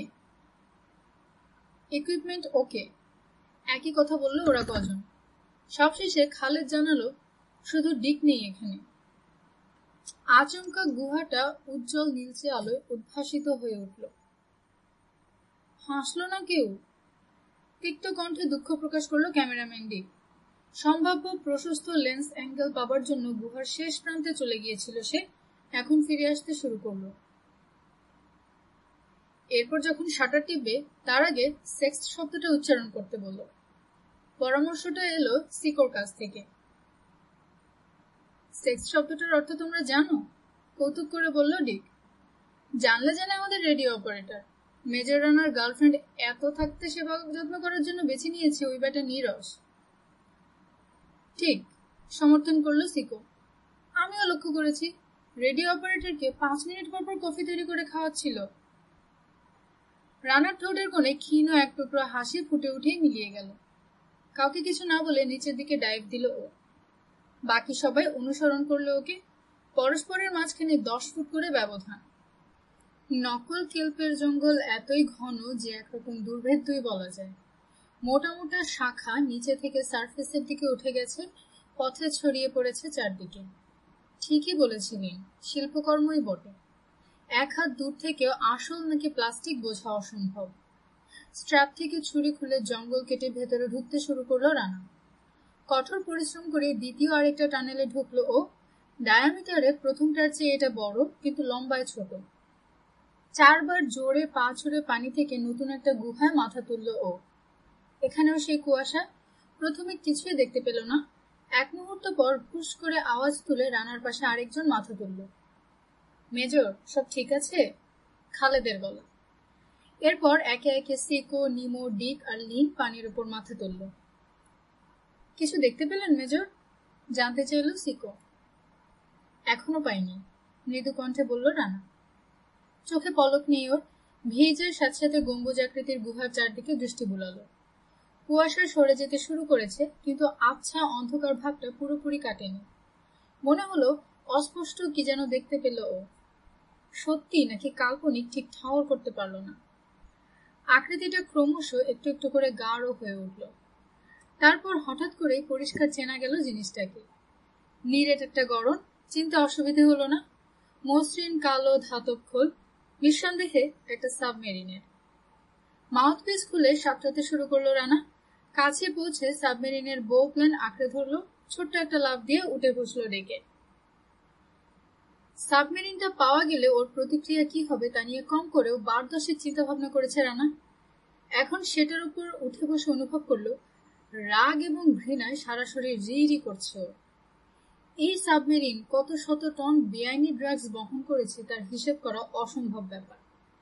পানির তলার এই ডুবোজাহাজ যদি কথা বলতে পারত, তাহলে হয়তো ফন হামেলের অনেক গোপন দুষ্কর্মের কথা জানা যেত এখন। নড়বেন না। শিরদাঁড়ার উপর ধাতব স্পর্শ পেল রানা। স্পিয়ারটা ডেকে নামিয়ে রাখুন। ভারী গম্ভীর কণ্ঠস্বর, চেনা চেনা লাগলো। এক চুল নড়ল না রানা। 2 সেকেন্ড পর ধীরে ধীরে ডেকের উপর নামিয়ে রাখলো স্পিয়ার গান। গুড। এবার আপনার লোকদের বলুন তারা যেন যে যার অস্ত্র হাত থেকে ছেড়ে দেয়, কোন রকম চালাকি করতে নিষেধ করে দিন। পানিতে কনকাশন গ্রেনেড ফাটলে কাছে পিঠে যারা থাকে তাদের মাংস কাদার মতো হয়ে যায়। ভাসমান 5টা মাথার দিকে এক এক করে তাকালো রানা। সবাই শুনেছ, স্পিয়ার গান ছেড়ে দাও, ছুরিও। এরা লোক ভালো না, কাজেই এদের সাথে লাগতে যাওয়া ঠিক হবে না। দুঃখিত খালেদ, আমার জন্যই তোমাদের আজ এই বিপদ। মাথার ভেতর ঝড় বয়ে যাচ্ছে রানার। মুহূর্তের জন্য নিজের বিপদের কথা ভাবল না। ওর চিন্তা ব্লু লিডারের 5 জন বিজ্ঞানীকে নিয়ে। ফন হামেলের সাথে ওর ব্যক্তিগত শত্রুতা আছে, কিন্তু এই 5 জনের সাথে তার কোনো সম্পর্কই নেই। অথচ ওর সাথে তারা এই ঘাঁটিতে এসেছে সেটাকেই মস্ত অপরাধ বলে মনে করবে ফন হামেল, এবং শাস্তি হিসেবে এদেরকে অবশ্যই খুন করার চেষ্টা করবে সে। 5 জন নিরীহ লোক আর হয়তো বেরোতেই পারবে না এই গুহা থেকে। এর জন্য সম্পূর্ণ দায়ী সে নিজে। কিন্তু তাই বলে দিশেহারা হয়ে পড়ল না ও, বরং সমস্ত ভাবাবেগ দূর হয়ে গেল ওর মন থেকে। সব কথা ভুলে গিয়ে শুধু সময়ের ব্যাপারে সচেতন থাকার চেষ্টা করল। মেজর রানা। পেছন থেকে এবার অন্য একটা কণ্ঠস্বর শোনা গেল। তোমার মতো তেয়াদুর লোক আমি আর দেখিনি। ইচ্ছে করলে ঘাড় ফেরাতে পারো তুমি, তবে মাথার উপর হাত তুলে। ধীরে ধীরে ঘাড় ফেরালো রানা। ডেকের উপর দাঁড়িয়ে আছে ফন হামেল। মুখ টিপে হাসছে সে। তার পাশে দাঁড়ানো লোকটাকে দেখে বিস্ময়ে হতবাক হয়ে গেল রানা। ফন হামেলের হাতে কিছু আছে কিনা বোঝা গেল না। 2টো হাতই জ্যাকেটের পকেটে ঢোকানো। পিস্তলে রয়েছে তার পাশে দাঁড়ানো লোকটার হাতে। বিশাল শরীর লোকটার। তোমার সাথে এর আর পরিচয় করিয়ে দিলাম না, পাশের লোকটাকে দেখিয়ে বলল ফন হামেল। ক্যাপ্টেন পেরিয়াসকে তুমি তো চেনোই। ঠিক ঠিক করে হেসে উঠল দৈত্য। আমাকে দেখে অবাক হলেন নাকি মেজর রানা? হঠাৎ হাতটা বাড়িয়ে রানার গলার উপর চেপে ধরল পিস্তলের মাঝে। ফন হামেলের দিকে তাকালো না, কিন্তু জিজ্ঞেস করলো তাকেই, দেব নাকি ট্রিগার টিপে স্যার? ফুটো গলা থেকে হরহর করে রক্ত বেরিয়ে আসুক, দেখতে ভারী মজা হবে। ধীরে বৎস, ধীরে। একগাল হাসলো ফন হামেল। অসংখ্য ভাঁজ ফুটে উঠল তার মুখে। ধরলাম আর মারলাম, এতে আনন্দ কোথায়? একটু রয়ে শোয়ে নাচিয়ে খেলিয়ে যদি মারতে না পারলাম, তাহলে যে লোকে সির্ফ খুনি বলবে আমাকে। আমি কি তাই? না পেরিয়াস, না। আমি শুধু খুনি নই, আমার ভেতর কিছুটা শিল্পবোধ আছে। সবকিছু আর্টিস্টিক ওয়েতে করতে ভালোবাসি। তা মিস্টার রানা, ধরা পড়ে গিয়ে কেমন লাগছে তোমার? জোর করে একটু হাসলো রানা। মাথার উপর হাত তুলে ধীরে ধীরে উঠে দাঁড়ালো ও। ভয়ে কলজে শুকিয়ে গেছে। ভাবছি আপনার কাছে প্রাণ ভিক্ষা চাইব কিনা। না, তোমার গার্ডসের প্রশংসা না করে উপায় নেই, কাজ ঝাঁকিয়ে বলল ফন হামেল। মৃত্যুর মুখে দাঁড়িয়ে এমন রসিকতা কজন করতে পারে? হঠাৎ বিষণ্ণ হয়ে উঠল তার চেহারা। আমার জীবনের সবচেয়ে বড় ট্র্যাজেডি কি জানো মেজর রানা? অনেক অসম সাহসী যুবকের দেখা পেয়েছি আমি। তাদের যোগ্যতা আমাকে মুগ্ধ করেছে, কিন্তু দুর্ভাগ্যের বিষয় তাদের সংকল্প ছিল আমার বিরোধিতা করা। কাজেই সরিয়ে দিতে হয়েছে তাদেরকে। বিশ্বাস করো, সেজন্য দুঃখের সীমা নেই আমার। তোমার কথাই ধরো, তোমাকে আমি শাস্তি না দিতে পারলেই খুশি হতাম। অসহায় ভঙ্গিতে কাজ ঝাঁকালো সে। তোমার মতো বুদ্ধিমান যুবক আমার দরকার, কিন্তু তোমাদের মতো জেদি একগুঁয়েদের কাছ থেকে সাহায্য পাওয়া আমার ভাগ্যে নেই।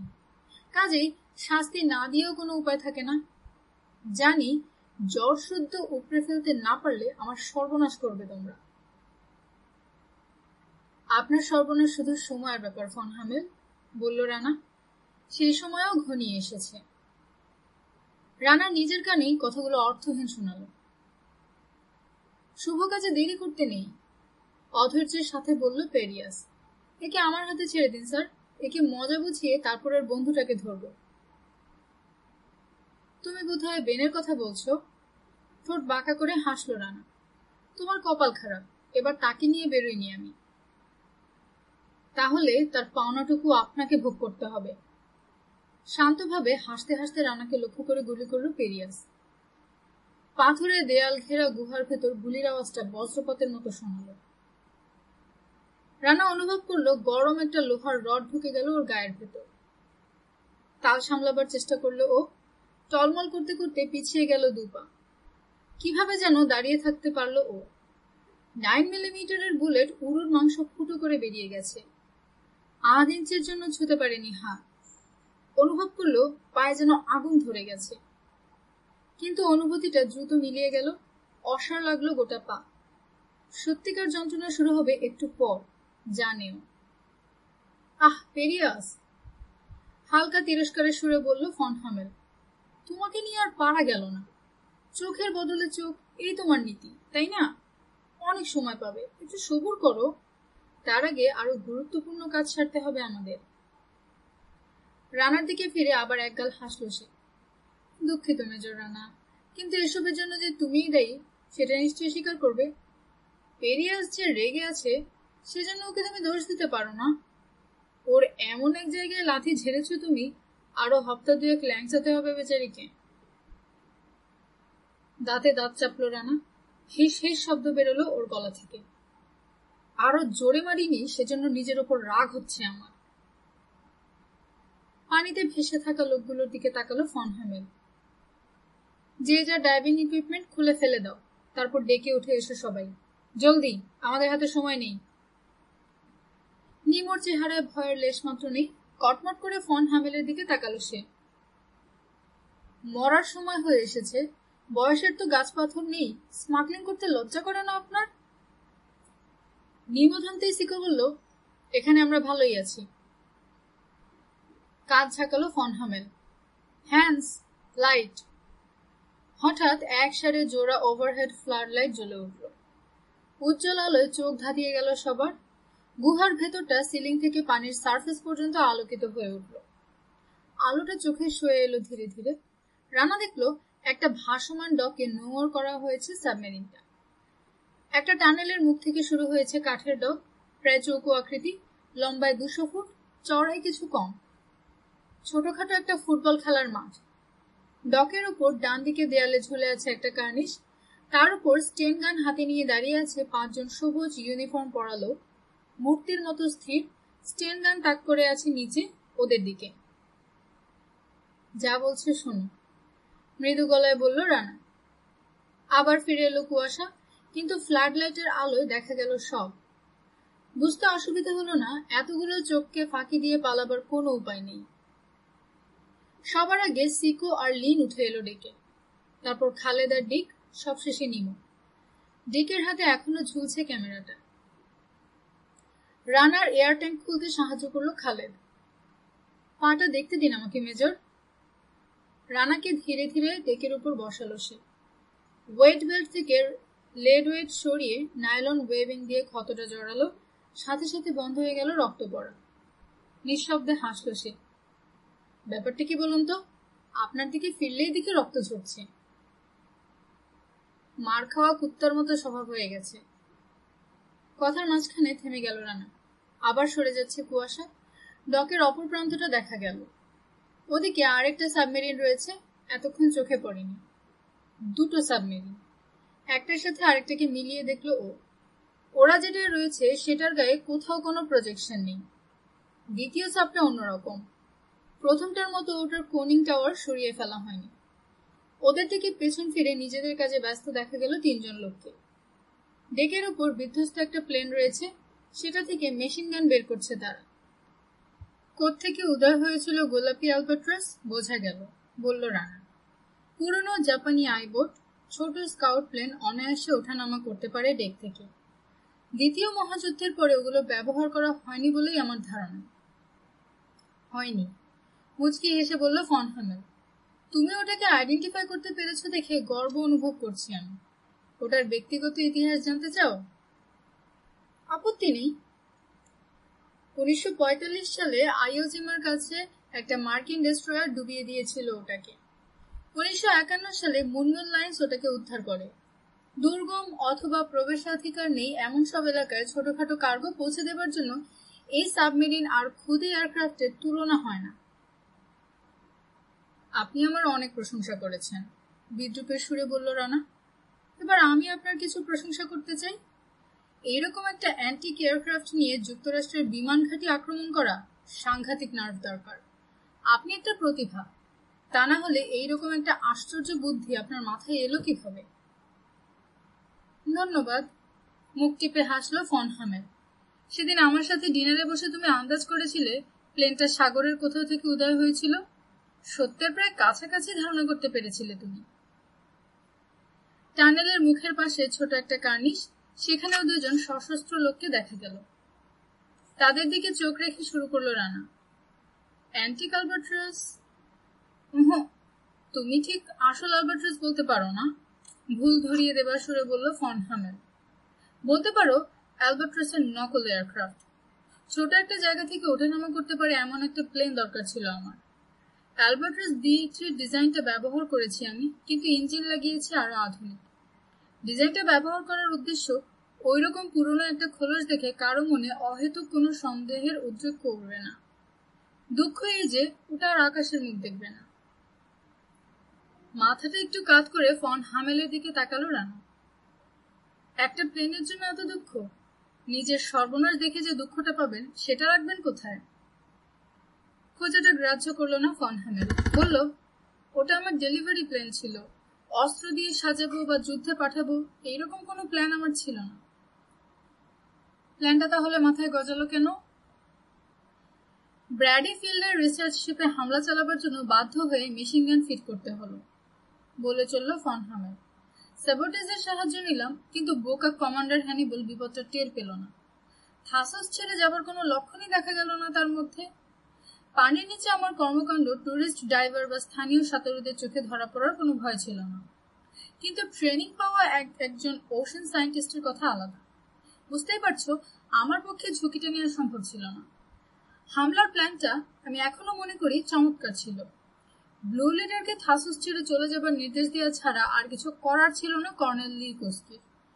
ব্র্যাডিফিল্ডে হামলা চালিয়ে ফেরার পথে ব্লু লিডারেও কিছু বুলেট ছোড়ার প্ল্যান ছিল আমাদের, কিন্তু তুমি হঠাৎ কোত্থেকে যে উড়ে এলে, সব ভণ্ডুল হয়ে গেল।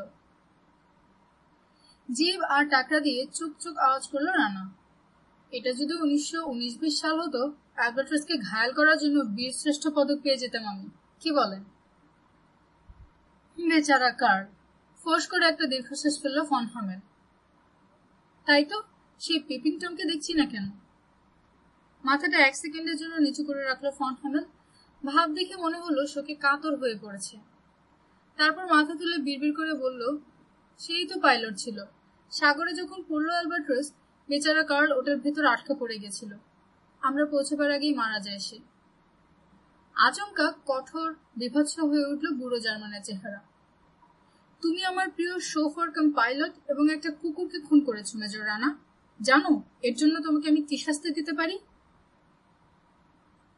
আগুনে পোড়াতে পারেন, পানিতে চোবাতে পারেন, কেটে টুকরো টুকরো করতে পারেন। ঠোঁটের কোণে ব্যাঙের হাসি ঝুলিয়ে রেখে বলল রানা, কিন্তু তবু কার্ল বা আপনার কুকুর ফিরে আসবে না, এইটুকুই আমার সান্ত্বনা। একটু থেমে জানতে চাইল, কার্লকে কিভাবে ফাঁদে ফেললাম জানেন কি? চোখে প্রশ্ন নিয়ে তাকালো ফন হামেল। ব্রিটিশরা যে কৌশল খাটিয়ে ফাঁদে ফেলেছিল লেফটেন্যান্ট অ্যালবার্ট কেসারলিংকে, আমি সেই একই কৌশল অর্থাৎ ওয়েদার বেলুন দেখিয়ে ফাঁদে ফেলেছি কার্লকে। এরপর নিশ্চয় জানতে চাইবেন কুকুরটাকে কিভাবে মারলাম। কিভাবে? চোখ দুটো জল জল করে উঠল ফন হামেলে। হাসল রানা। 1 সেকেন্ড চুপ করে থাকার পর বলল, এরপর কারো পেছনে কুকুর লেলিয়ে দেওয়ার আগে তাকে নিয়ে যদি ডিনারে বসেন, টেবিল ইউটেন্সিল গুলো ঠিক আছে কিনা গুনে দেখে নিতে ভুল করবেন না। কৌতূহল এবং বিস্ময় নিয়ে রানাকে কয়েক সেকেন্ড লক্ষ্য করলো ফন হামেল। তারপর ধীরে ধীরে ওপর নিচে মাথা দোলালো বার কয়েক। চমৎকার, ভারী চমৎকার। আমার কুকুরকে আমারই টেবিলে ছুরি দিয়ে খুন করেছো তুমি? আবার মাথা ঝাঁকালো সে। তোমার সত্যি তুলনা হয় না, কিন্তু বিপদে পড়তে যাচ্ছ সেটা তুমি আগে থেকে কি দেখে টের পেলে? প্রেমনিশন, বলল Rana. No more no less. আমাকে খুন করতে যাওয়াই উচিত হয়নি আপনার, ওটাই আপনার প্রথম ভুল হয়েছে। ভুল বলছো কেন? টানেল থেকে পালিয়ে গিয়ে কি লাভ হলো তোমার? না হয় আরো কয়েক ঘন্টা বেশি বাঁচলে, সেটাকে তুমি লাভ বলো? ফন হামেল আর পেরিয়াসকে ছাড়িয়ে সামনে চলে গেল রানার দৃষ্টি। টানেলের কাছে কার্নিসটা খালি হয়ে গেছে। সশস্ত্র 2 জন গার্ড ছিল ওখানে, তাদেরকে এখন দেখা যাচ্ছে না, কিন্তু ঝুলে থাকা কার্নিসে এখনো দাঁড়িয়ে আছে 5 জন স্টেন গানধারী। প্রসঙ্গ বদল করলো রানা, বলল, আপনাদের প্রস্তুতি দেখে বোঝা যায় আমাদেরকে আশা করছিলেন। অবশ্যই। ব্রেস্ট পকেট থেকে সিগারেট কেস বের করলো ফন হামেল। তোমরা যে আসছো আভাসটা পেরিয়াসের কাছ থেকে পেয়েছিলাম। ব্লু লিডারকে সন্দেহজনকভাবে ঘোরাফেরা করতে দেখে নির্দিষ্ট সময়টা জেনে নিলাম। থাসাস ক্লিফের অত কাছে কোনো ক্যাপ্টেন তার জাহাজকে নিয়ে আসে না। ফন হামেল থাম দিয়ে আবার প্রসঙ্গ বদলে নতুন আরেকটা প্রশ্ন করলো রানা। পেরিয়াসকে কিনে নিতে কত খরচ পড়লো আপনার? তা জেনে তোমার কোনো লাভ নেই। 10 বছর ধরে আমার চাকরি করছে পেরিয়াস। বলতে পারো এতে আমরা দুজনেই সাংঘাতিক লাভবান হয়েছি। পেরিয়াসের কয়লার মতো কালো চোখে চোখ রাখলো রানা, তারপর তাকালো ফন হামেলের দিকে। আপনার 2 নম্বর ভুল, পেরিয়াসকে ভাড়া করা। ওর চেহারাতেই লেখা রয়েছে ও একটা মস্ত বিপদ, একটা অশুভ লক্ষণ। এ ধরনের চরিত্র শুধু শত্রু নয়, প্রভুরও সর্বনাশ ডেকে নিয়ে আসে। রানার নাভি লক্ষ্য করে পিস্তল তাক করলো পেরিয়াস। রাগে থরথর করে কেঁপে উঠল সে। আপনি আর আমাকে বাধা দেবেন না স্যার? ফন হামেলের দিকে ফিরে কাপা গলায় বলল সে। একবার শুধু হ্যাঁ বলুন, বজ্জাতটাকে আমি। কি? ভুরু নাচিয়ে রানাকে জিজ্ঞেস করলো ফন হামেল। হ্যাঁ বলবো? রানার শির দ্বারা বেয়ে ঘামের ধারা নেমে এলো। পা জোরে ধরার ধরার শব্দে বাড়ি খেলো হার্ট। অনেক কষ্টে চেহারাটা শান্ত করে রাখলো ও। বলল, ইচ্ছে হলে বলুন, আমার কাছে এখন মরাও যা, একটু পরে মরাও তাই। বলেছি শাস্তি দেব, মেরে ফেলবো তা তো বলিনি। বুঝলে কিভাবে?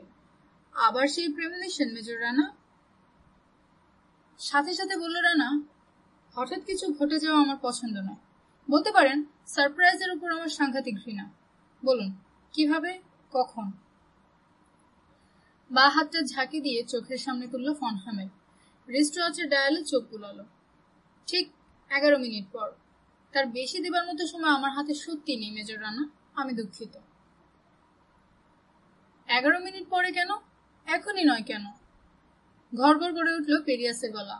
স্যার, কি লাভ অপেক্ষা করে? কত কাজ আমাদের হাতে। ঠিক, অনেক কাজ পড়ে আছে। পেরিয়াসের দিকে ফিরে বলল ফন হামেল। সেই কাজের কিছুটা ওদেরকে দিয়ে করিয়ে নিতে পারলে মন্দ কি? সাবমেরিনে সাপ্লাই লোড করতে হবে, ভুলে গেছো? রানার দিকে ফিরল সে। তুমি পালের গোদা, তোমার একটা সম্মান আছে। তার উপর জখম হয়েছে, কাজেই তোমাকে রেহাই দেওয়া হলো। লোডিং শুরু করতে বলো ওদেরকে। ডকে ওই যে ইকুইপমেন্ট দেখছো, ফরওয়ার্ড হ্যাচে তুলতে হবে ওগুলো। যদি না বলি? শান্তভাবে প্রশ্ন করলো রানা, যদিও মনে মনে খুশি হয়েছে। একটা কিছু কাজে লাগতে পারলে ফন হামেলের কাছ থেকে আরো কিছু সময় পাওয়া যাবে। রানার দিকে নয়, পেরিয়াসের দিকে তাকালো ফন হামেল। কাজটা ওরা যদি করতে না চায়। কথা শেষ না করে মুখ টিপে একটু হেসে নিল সে। প্রথমে মেজর রানার কানে গুলি করবে, তারপর পাশ থেকে নাকে। Yes sir. উৎসাহে ঝিক করে উঠল পেরিয়াসের চোখ। ঠিক আছে, লোড করব আমরা, তাড়াতাড়ি বলল ডিগ। ডকের ওপর পাহাড় হয়ে আছে কাঠের ভারী বাক্স। সিকুয়ারলিন এক একটা করে তুলে ধরিয়ে দিল খালেদ আর নিমোর হাতে। হ্যাচের ভেতর অদৃশ্য হয়ে গেছে ডিগ। শুধু বাক্স ধরার সময় হ্যাচের ভেতর থেকে উঠে এলো তার হাত। এই সময় হঠাৎ করে আবার যন্ত্রণা শুরু হলো রানার পায়ে। মনে হলো খুদে একটা লোক জ্বলন্ত মশাল নিয়ে ক্ষতের ভেতর ছুটোছুটি করছে। অসহ্য ব্যথায় কয়েকবারই জ্ঞান হারাবার মতো অবস্থা হলো। শুধু ইচ্ছে শক্তির জোরে গলার আওয়াজটাকে স্বাভাবিক রাখতে পারল ও। প্রশ্নের সবটা উত্তর কিন্তু আমি পাইনি। কিভাবে?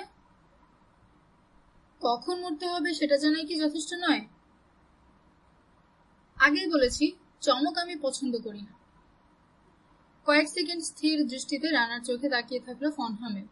মুচকি একটু হাসলো সে, সিগারেট ধরালো, আরেকবার রেস্ট ওয়াচ দেখলো, তারপর বলল, আমার পদ্ধতিটা নিষ্ঠুর নয়।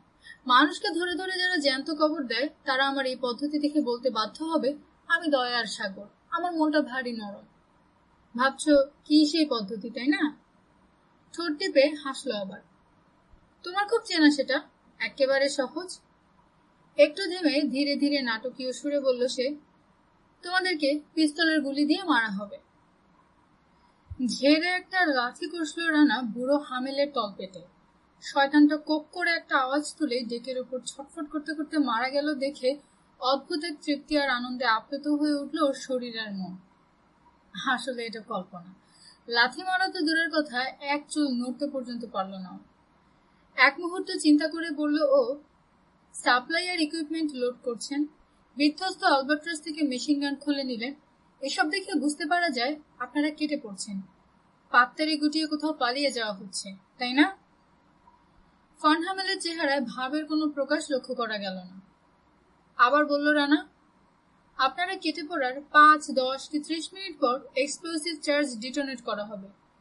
টন টন পাথরের নিচে চিরকালের জন্য চাপা পড়ে যাবে টানেল, গুহা, অর্থাৎ আপনার গোপন সাবমেরিন ঘাঁটি আর আন্ডার ওয়াটার স্মাগলিং অপারেশনের অস্তিত্ব। ক্ষীণ একটু বিমূঢ় ভাব লক্ষ্য করা গেল ফন হামেলের চেহারায়। বলে যাও মেজর, তোমার আন্দাজের বহর দেখে তাজ্জব বনে গেছি আমি। আপনার ভেতর ভয় বাসা বেঁধেছে ফন হামেল। এই ডেকের নিচে 130 টন হেরোইন রয়েছে। ম্যাকাও বন্দর থেকে সাবমেরিনে লোড করা হয়েছে ওটা।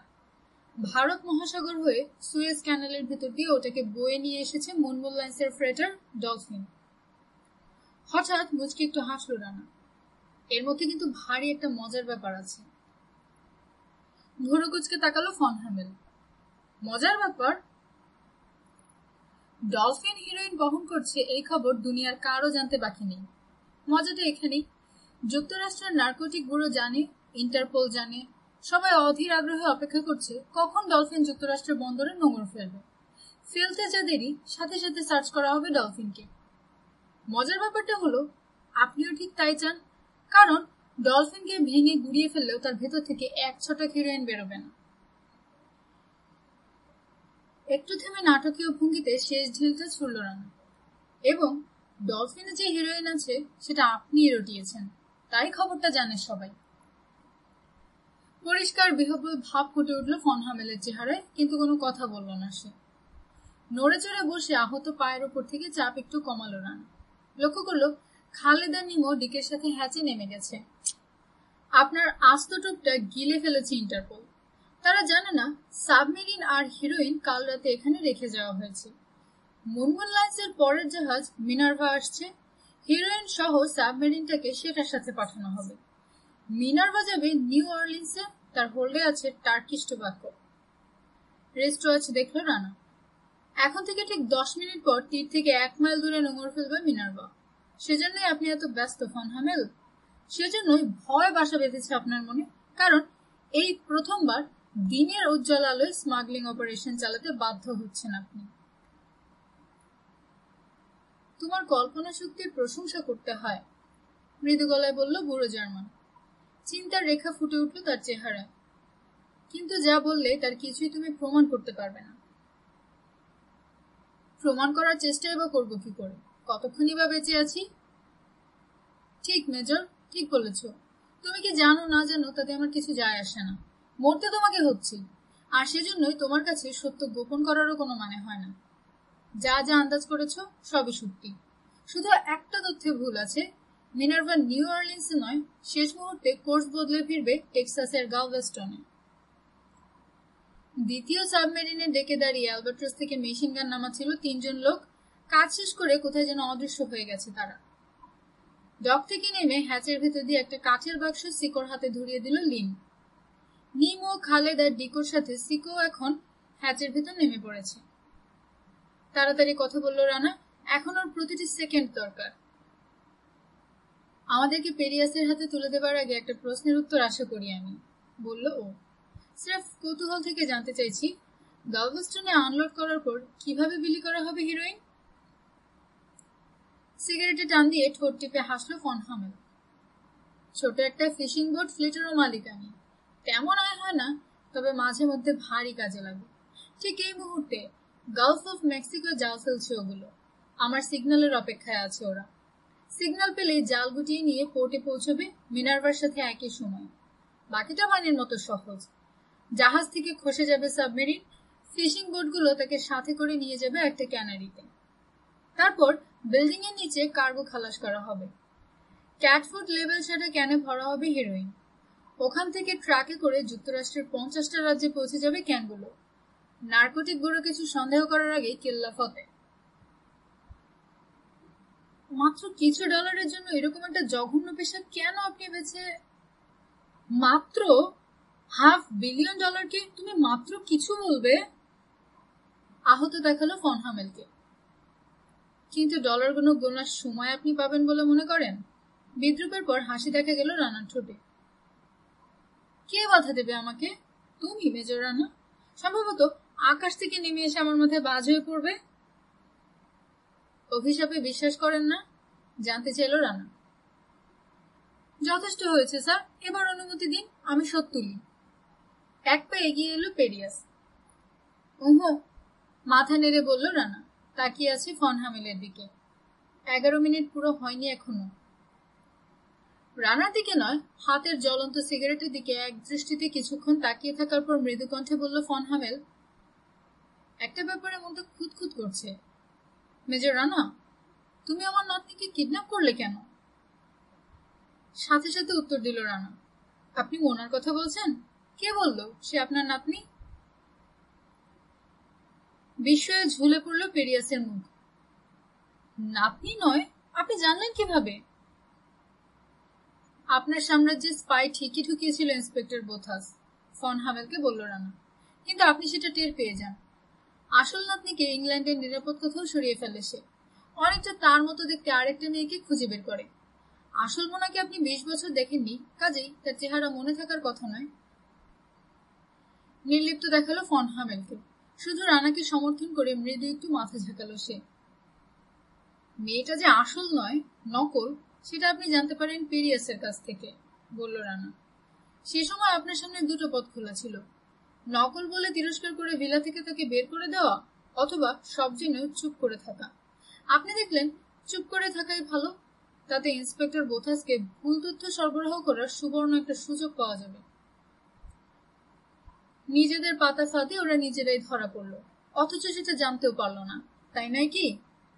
ঠোঁট মুচড়ে হাসলো ফন হামেল। মেয়েটা ভিলায় পা রাখার পর থেকে তার উপর নজর রাখতে শুরু করলো কার্ল। রোজ সকালে সৈকতে সাঁতার কাটতে যেত মোনা। আসল উদ্দেশ্য ইন্সপেক্টর বোথাসের সাথে যোগাযোগ করা। ইচ্ছে করেই সুযোগটা তাকে দেয়া হতো, কারণ বোথাসকে তথ্য সরবরাহ করার ওটাই একমাত্র পথ ছিল। কিন্তু এমন কোনো ঘটনা ঘটে যার ফলে সন্দেহ দেখা দিল বোথাসের মনে। সম্ভবত কার্লকে দেখতে পেয়েছিল সে। বুঝতে পেরেছিল মোনাকে কার্ল অনুসরণ করছে। মোনার সাথে তার আগের সাক্ষাৎকারগুলো কার্লের চোখে পড়েছে, ধরে নেয় সে। বুঝতে পারে তার প্ল্যানটা ভেস্তে গেছে। বোথাসের মন থেকে সন্দেহ দূর করতে পারতাম আমরা, বলল ফন হামেল, কিন্তু তুমি এসে সব গোলমাল করে দিলে।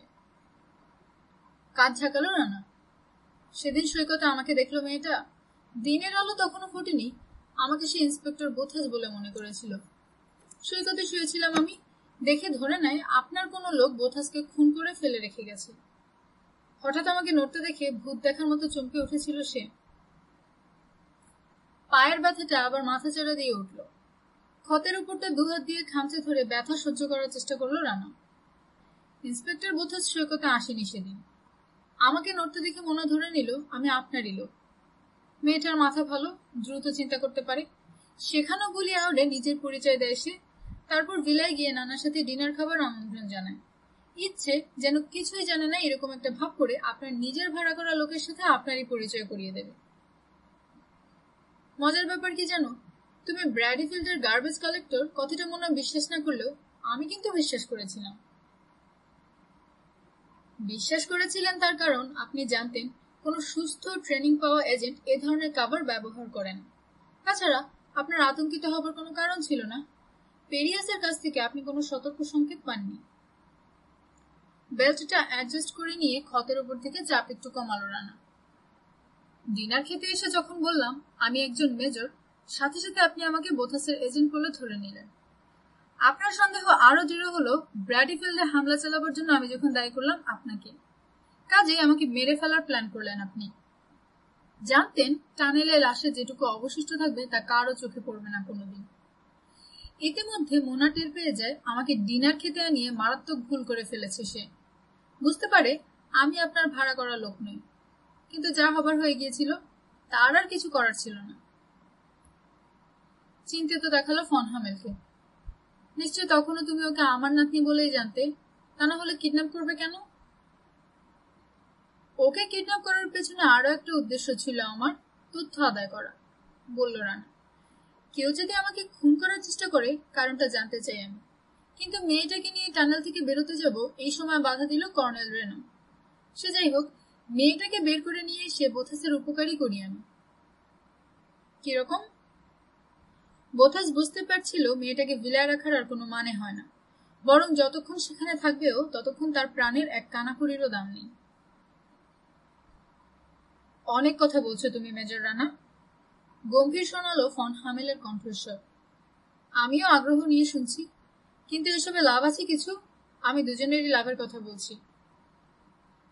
ঠিক বুঝলাম না। আমি যদি তোমাকে একটা লোভনীয় প্রস্তাব দেই, তুমি সেটা বিবেচনা করে দেখবে? জানতে চাইল ফন হামেল। আগেই বলেছি বুদ্ধিমান, যোগ্য, সাহসী লোক দরকার আমার। উত্তর দেবার আগে ভালো করে ভেবে দেখো ব্যাপারটা। শুধু প্রাণে বেঁচে যাবে তাই নয়, আমার ডান হাত হিসেবে কাজ করার দুর্লভ সুযোগও পাবে। আপনি আমাকে পেরিয়াস মনে করবেন না, বলল রানা। ফন হামেলকে আর কিছু বলার সুযোগ না দিয়ে আগের প্রসঙ্গে ফিরে এলো রানা। কিন্তু বোথাসের সামনে নতুন একটা সমস্যা দেখা দিল, আমি আর বেন। সে জানতো আমরা আপনার পেছনে লেগেছি, সেও অনেকদিন থেকে লেগেই আছে, অথচ আমাদেরকে বাধা না দিয়ে তার উপায় ছিল না। লিগ্যালি জোর করে আমাদেরকে আটক রাখার অধিকার তার ছিল না। কাজের প্রস্তাব দিল আমরা যেন ইন্টারপোলের সাথে সহযোগিতা করতে রাজি হই, তাহলে আমাদের উপর নজর রাখতে তার সুবিধা হবে। ঠিক বলেছ, মেয়েটাকে খুন করার প্ল্যানই করেছিলাম আমি, গম্ভীর গলায় বলল ফন হামেল। সেজন্যই আমি যখন প্রস্তাব দিলাম মেয়েটাকে ব্লু লিডারে আমার হেফাজতে রাখবো, বোথাস কোনো আপত্তি তোলেনি। দুটো সুবিধা দেখতে পাচ্ছিল সে। আমার আর বেনের উপর নজর রাখতে পারবে মোনা, সেই সাথে আপনার নাগালের বাইরেও থাকতে পারবে। তখনও আমি মেয়েটার আসল পরিচয় আন্দাজ করতে পারিনি, পারলাম এই আজ সকালে। আশ্চর্য, অবিশ্বাসের সাথে মাথা নাড়ল পেরিয়াস। এত কথা আপনি জানলেন কিভাবে? সবটা জেনেছি তা নয়, বলল রানা। কিছু কিছু জেনেছি, বাকিটা আন্দাজ করে নিতে হয়েছে। নিরীহ একটা মেয়ে পায়ে টেপ দিয়ে আটকানো 25 ক্যালিবারের অটোমেটিক মাউজার থাকে না। এ থেকে বুঝে গিয়েছিল মেয়েটা প্রফেশনাল। সৈকতে আমার সাথে যখন দেখা হলো তখন তার কাছে ছিল না ওটা। ভিলার স্টাডি থেকে তাকে আমি যখন কাঁধে নিই তার খানিক পর ওর পা থেকে ওটা পড়ে যেতে দেখে তুলে নেয় বেন। তার মানে ভেতরের কাউকে ভয় করছিল সে, ভিলার বাইরের কাউকে নয়। তুমি দেখছি আমাকে মুগ্ধ করে ছাড়লে হে, ভারী গলায় বলল ফন হামেল। তুমি যে এতটা ধুরন্ধর তা বুঝিনি। যদিও যতই কিনা মুগ্ধ করো আমাকে, তোমার তাতে কোনো লাভ নেই। ফন হামেলের কথা রানা যেন শুনতেই পাইনি, বলল, আমরা যে এখানে এসেছি তা কিন্তু ইন্সপেক্টর বোথাস জানে নাকি? মুচকি একটু হাসি দেখা গেল ফন হামেলের ঠোঁটে। কিভাবে জানে বলবে? মেয়েটাকে আমি সুযোগ দিয়েছিলাম যাতে বোথাসকে মেসেজ পাঠাতে পারে। সে জাহাজের রেডিও অপারেটরকে কফির সাথে ড্রাগ খাইয়ে রেডিও রুম থেকে কিছুক্ষণের জন্য বের করে আনে, তারপর বোথাসকে জানায় আমরা এখানে আসার প্ল্যান করছি। মেসেজটা রিসিভ করে বোথাস নয়, আমাদের প্যারিয়াস। আবার সে মুচকি হাসি দেখা গেল ফন হামেলের ঠোঁটে। বোথাসকে কথাটা বলতে ভুলে গেছে। পায়ের ব্যথাটা আবার বাড়তে শুরু করেছে। এখনই উচিত সময় কিনা ভাবল না। ওর দৃষ্টিশক্তি দুর্বল হয়ে আসছে, এখনই ঝাপসা দেখতে শুরু করেছে। ও ব্যথা এর চেয়ে বাড়লে হয়তো কথাই বলতে পারবে না। মাথাটা একটু কাত করে পেরিয়াসের দিকে তাকালো ও। হাতের পিস্তলটা এখনো ওর নাভি লক্ষ্য করে ধরে আছে সে। না, আর দেরি করার কোনো মানে হয় না। কিন্তু অ্যাডমিরাল কেসারলিন, আপনার সময় ঘনিয়ে এসেছে। প্রথমে কোন রকম সাড়া দিল না ফন হামেল। আগের মধ্যে রিজু ভঙ্গিতে দাঁড়িয়ে থাকলো ভাবলেশীন চেহারা। তারপর ধীরে ধীরে চোখের দৃষ্টিতে ফুটে উঠতে শুরু করলো নিখাদ বিস্ময় আর অবিশ্বাস। রানার দিকে এক পা বাড়ল সে, চোখ দুটো কোটর ছেড়ে ঠিকরে বেরিয়ে আসতে চাইছে যেন। কি কি নামে ডাকলে আমাকে? কেউ যেন গলা চেপে ধরেছে তার। বোঝা গলা থেকে হিস হিস করে আওয়াজ বেরিয়ে এলো। অ্যাডমিরাল কেসারলিং। আবার বলল রানা, অ্যাডমিরাল কার্ট কেসারলিং, নাজি জার্মানির ট্রান্সপোর্টেশন ফ্লিটের কমান্ডার, অ্যাডলফ হিটলারের ফ্যানাটিক অনুসারী এবং প্রথম মহাযুদ্ধের একজন হিরো অ্যালবার্ট কেসারলিং এর আপন ভাই। তোমার মাথা খারাপ হয়ে গেছে। U-19, ওটাই আপনার চরম ভুল। প্রলাপ, অর্থহীন প্রলাপ, বিড়বিড় করে বলল বুড়ো জার্মান। U-19 এর মডেলটা আপনার স্টাডিতে আছে, বলল রানা। দেখেই মনটা খুঁতখুত করে উঠেছিল। একজন এক্সকমব্যাট পাইলটের ঘরে একটা প্লেন আশা করতে পারি আমরা, সাবমেরিন নয়। মজার ব্যাপার কি জানেন? আপনার ভাড়া করা লোক পেরিয়াসকে দিয়েই বার্লিনের জার্মান নেভাল আর্কাইভের সাথে যোগাযোগ করি আমি। ও তো আর আপনার সত্যিকার পরিচয় জানে না, কাজেই কিছুই সন্দেহ করেনি। বোথাসের রেডিও ব্যবহার করে ও। বোকার মতো রানার দিকে তাকিয়ে আছে পেরিয়াস। ও, তাহলে এই মতলব ছিল আপনার? সাধারণ রুটিন এনকোয়ারি ছিল ওটা। U-19 এর ক্রুদের তালিকা চাই আমি। মিউনিকে আমার এক বুড়ো বন্ধু আছে, তার সাথেও যোগাযোগ করি। প্রথম বিশ্বযুদ্ধে ফন হামেল নামে কোনো পাইলট ছিল কিনা খোঁজ নিয়ে জানাতে বলি আমাকে। যে উত্তরটা পেলাম ভারী মজার। জার্মান ইম্পেরিয়াল এয়ার সার্ভিসে একজন ফন হামেল ফ্লায়ার ছিল বটে। বুড়ো জার্মানের দিকে তাকালো রানা।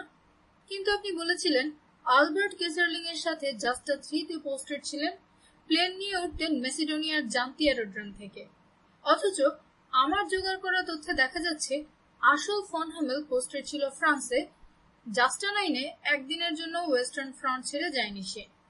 U-19 এর ক্রুদের তালিকায় প্রথম নামটা ছিল কমান্ডার কার্ট কেসারলিং।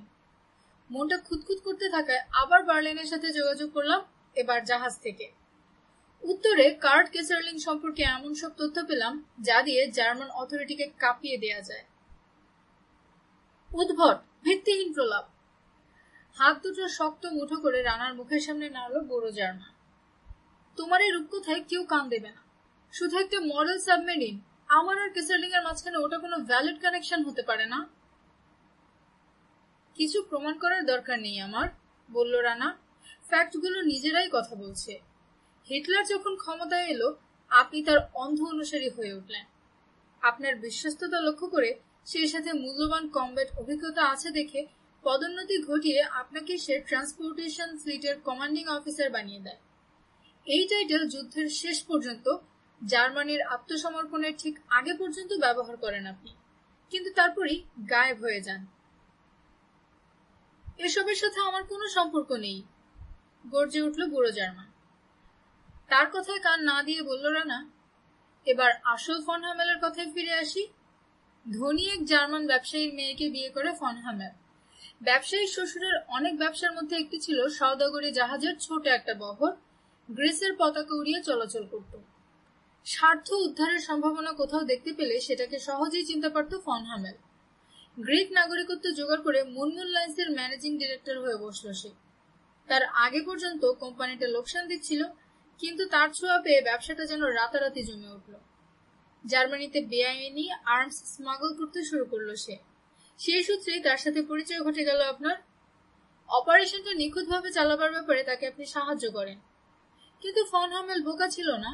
সে বুঝতে পারে শেষ পর্যন্ত জার্মানি হেরে যাবে, তাই জার্মানির দিক থেকে মুখ ফিরিয়ে মিত্রপক্ষের সাথে সখ্যতাও গড়ে তোলে। কিন্তু যোগাযোগটা কোথায়? প্রশ্নটা এলো পেরিয়াসের কাছ থেকে। পেরিয়াসের দিকে তাকালোই না রানা, বলে চলল, আর কেউ হলে যুদ্ধের শেষে পালিয়ে যেত, কিন্তু আপনি অ্যাডমিরাল কার্ট কেসারলিং অন্য ধাতুতে গড়া। যেভাবেই হোক ইংল্যান্ডে চলে যান আপনি। ওখানে বাস করছিল আমাদের আসল ফন হামেল। তাকে আপনি খুন করেন, খুন করে তার জায়গায় বসিয়ে দেন নিজেকে। তা কিভাবে সম্ভব? তীক্ষ্ণ কণ্ঠে জানতে চাইল পেরিয়াস। আকার এবং গড়ন দুজনের প্রায় একই রকম ছিল, বলল রানা। বিস্তর টাকা খরচ করে একজন সার্জনের সাহায্য নেন আপনি। সে আপনার চোখ, কান, ঠোঁট, মুখের চামড়া ইত্যাদি বদলে ফন হামেলের মতো করে দেয়, এবং নিজের চেষ্টায় আপনি আপনার বাচনভঙ্গি, অভ্যেস, ব্যবহার, আচরণ এইসব বদলে ফেলেন। প্র্যাকটিস করে এসব নিখুঁত করে তোলেন আপনি। লোকজন আপনাকে সন্দেহ করেনি, কে করবে? ফন হামেল শুধু যে ঘরকুনো, নিঃসঙ্গ, বন্ধুহীন পুরুষ ছিল তাই নয়, লোকটার কোনো আত্মীয় স্বজনও ছিল না। এক কথায় কেউ তাকে ব্যক্তিগতভাবে চিনত না। ছেলেপিলে হওয়ার আগেই মারা যায় তার স্ত্রী। থাকার মধ্যে ছিল এক ভাগ্নি, জন্ম এবং মানুষ হয়েছে গ্রিসে। এমনকি অনেকদিন পর্যন্ত সেও নকল ফন হামেলকে সন্দেহ করেনি। যখন একটু একটু সন্দেহ হতে শুরু করলো, ব্যাপারটা টের পেয়ে গেলেন আপনি, এবং তাকে ও তার স্বামীকে খুন করলেন। কিন্তু সবাই জানলো বোট অ্যাক্সিডেন্টে মারা গেছে ওরা। মোনা ছিল ওদের একমাত্র মেয়ে। সে তখন শিশু, ভাগ্যগুণে বেঁচে ছিল সে, কিন্তু আপনি রটালেন, আপনিই তাকে ডুবে যাওয়া থেকে বাঁচিয়েছেন। পরে তাকেও মেরে ফেলার ইচ্ছে হয়েছিল আপনার, এ আমি হলফ করে বলতে পারি, কিন্তু আরেকটা মিথ্যে দুর্ঘটনা সাজাতে সাহস পাননি। চোখে ঘৃণা নিয়ে রানার দিকে তাকিয়ে আছে বুড়ো। ফন হামেলের চোরা কারবারের ব্যবসা আপনার হাতে পড়ে আরো ফুলে ফেপে উঠল। নদীর স্রোতের মতো আসতে শুরু করলো টাকা, কিন্তু আপনি স্বস্তি পেলেন না। মনে আপনার শান্তি এলো না, কারণ আপনার অতীতটা বড় ভয়ঙ্কর। নুরেমবার্গ ওয়ার্ড ট্রাইব্যুনালে যাদের বিচার হবার কথা তাদের মধ্যে আপনিও ছিলেন। মার্টিন বোরম্যানের নিচেই ছিল আপনার নাম, কিন্তু আপনাকে খুঁজে পাওয়া যায়নি। যাবে কিভাবে? আপনি ইতিমধ্যে ব্রিসে পালিয়ে এসে থাসুসে গা ঢাকা দিয়েছেন, মস্ত একটা ভিলা তৈরি করে লুকিয়ে আছেন সবার চোখের আড়ালে। আপনার বিরুদ্ধে কি অভিযোগ ছিল তাও জানতে পেরেছি। বন্দীদেরকে ভাঙাচোরা জাহাজে ভরে গভীর সাগরে পাঠিয়ে দিতেন আপনি। মিত্রপক্ষের পাইলটরা ওগুলোকে ডুবিয়ে দিত। ওদেরকে দিয়ে ওদের খুন করাতেন আপনি। আপনার অবর্তমানেই বিচার হয়, শাস্তি হয় মৃত্যুদণ্ড। সেই দণ্ড এতদিনে কার্যকর হতে যাচ্ছে। ভয়ঙ্কর অসুস্থ, দুর্বল বোধ করল রানা। একটানা এত কথা বলে হাঁপিয়ে উঠেছে। ক্লান্ত চোখে গার্ডদের দিকে, তারপর টানেল আর জাপানি আইবোটের দিকে তাকালো ও। জানে শেষ তাসটায় খেলা হয়ে গেছে ওর, সময় পাবার আর কোনো উপায় নেই। বলল, যা বললাম তার সবটুকু সত্যি সে দাবি করি না। এর সাথে যুক্তি দিয়ে তৈরি করা কিছু অনুমানও আছে। জার্মানদের ফাইলে সব তথ্য পাওয়া যায়নি। খুঁটিনাটি বিবরণ কোনো কালেই জানা সম্ভব নয়। অবশ্য আপনি যদি স্বেচ্ছায় স্বীকার করেন তাহলে আলাদা কথা। শান্ত নিরুদ্বিগ্ন চোখে রানার দিকে তাকালো বুড়ো। ওর কথায় কান দিও না পেরিয়াস, যা বললো সবটাই গাঁজাখুরি গল্প। এই সময় আবার ফিরে আসতে শুরু করলো কুয়াশা। ডকের উপর দিয়ে কেউ একজন এগিয়ে আসছে। ভারী বুট জুতার আওয়াজ পেল ওরা। ঘাড় ফিরিয়ে পেছন দিকে তাকালো বুড়ো জার্মান। সবুজ ইউনিফর্ম পরা একজন লোককে দেখা গেল। এগিয়ে এসে বুড়োর সামনে থামল সে। এইমাত্র মিনার্ভা নোঙর ফেলল স্যার। বেটা বুদ্ধু! রাগে কেঁপে উঠল বুড়ো। পোস্ট ছেড়ে কে আসতে বলেছে তোকে? ছুটে চলে গেল সবুজ ইউনিফর্ম। আরো দেরি করবেন স্যার? জানতে চাইল পেরিয়াস। রানার নাভি লক্ষ্য করে ধরা লুগারটা তার হাতে একটুও কাঁপল না। দেইশালার পেট ফুটো করে। দুঃখিত মেজর। রানার চোখে চোখ রেখে বলল বুড়ো জার্মান। তোমাকে বাঁচিয়ে রাখার কোনো ইচ্ছে বা উপায় নেই আমার। গুলি হবে বুঝতে পারলো রানা। কোথায় লাগবে বুঝতে পেরে সংকুচিত হয়ে উঠল শরীরটা। গুলি হলো। লুগারের তীক্ষ্ণ শব্দ নয়, শোনা গেল 45 কোল্ট অটোমেটিকের ভরাট ভারী আওয়াজ। ব্যথায় কোকিয়ে উঠল পেরিয়াস। তার হাত থেকে ছিটকে পানিতে পড়ল লুগারটা। গায়ে ফিট করেনি। খুবই ঢোলা একটা সবুজ ইউনিফর্ম পরা বেন নেলসন লাফ দিয়ে ডক থেকে নামলো সাবমেরিনের ডেকে। হাতের কোল্টটা বুড়ো জার্মানের কানের উপর চেপে ধরল সে।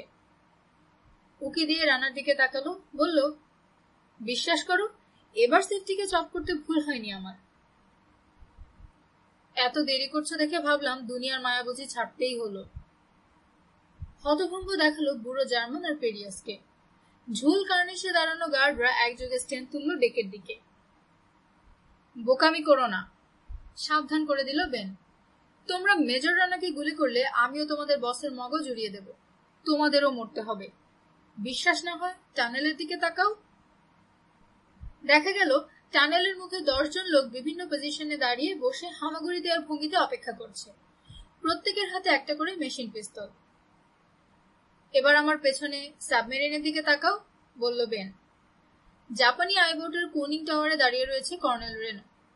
মেশিন গানের ট্রিগারে রয়েছে তার হাত। দেখে গুলি করার স্বাদ মিটে গেল গার্ডদের। হাতের স্ট্যান্ড পানিতে ফেলে দিল তারা। কাউকে কিছু বলতে হলো না, সবাই হাত তুলল মাথার উপর।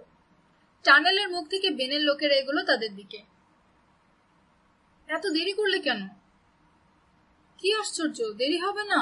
7টে তীরে যেতে হলো, খুঁজে বের করতে হলো কর্নেল বোথাস আর কর্নেল রেনোকে, ওদের কমান্ডো বাহিনীকে তৈরি হবার জন্য সময় দিতে হলো, তারপর অ্যাম্ফি থিয়েটার হয়ে টানেলের ভেতর দিয়ে এলাম।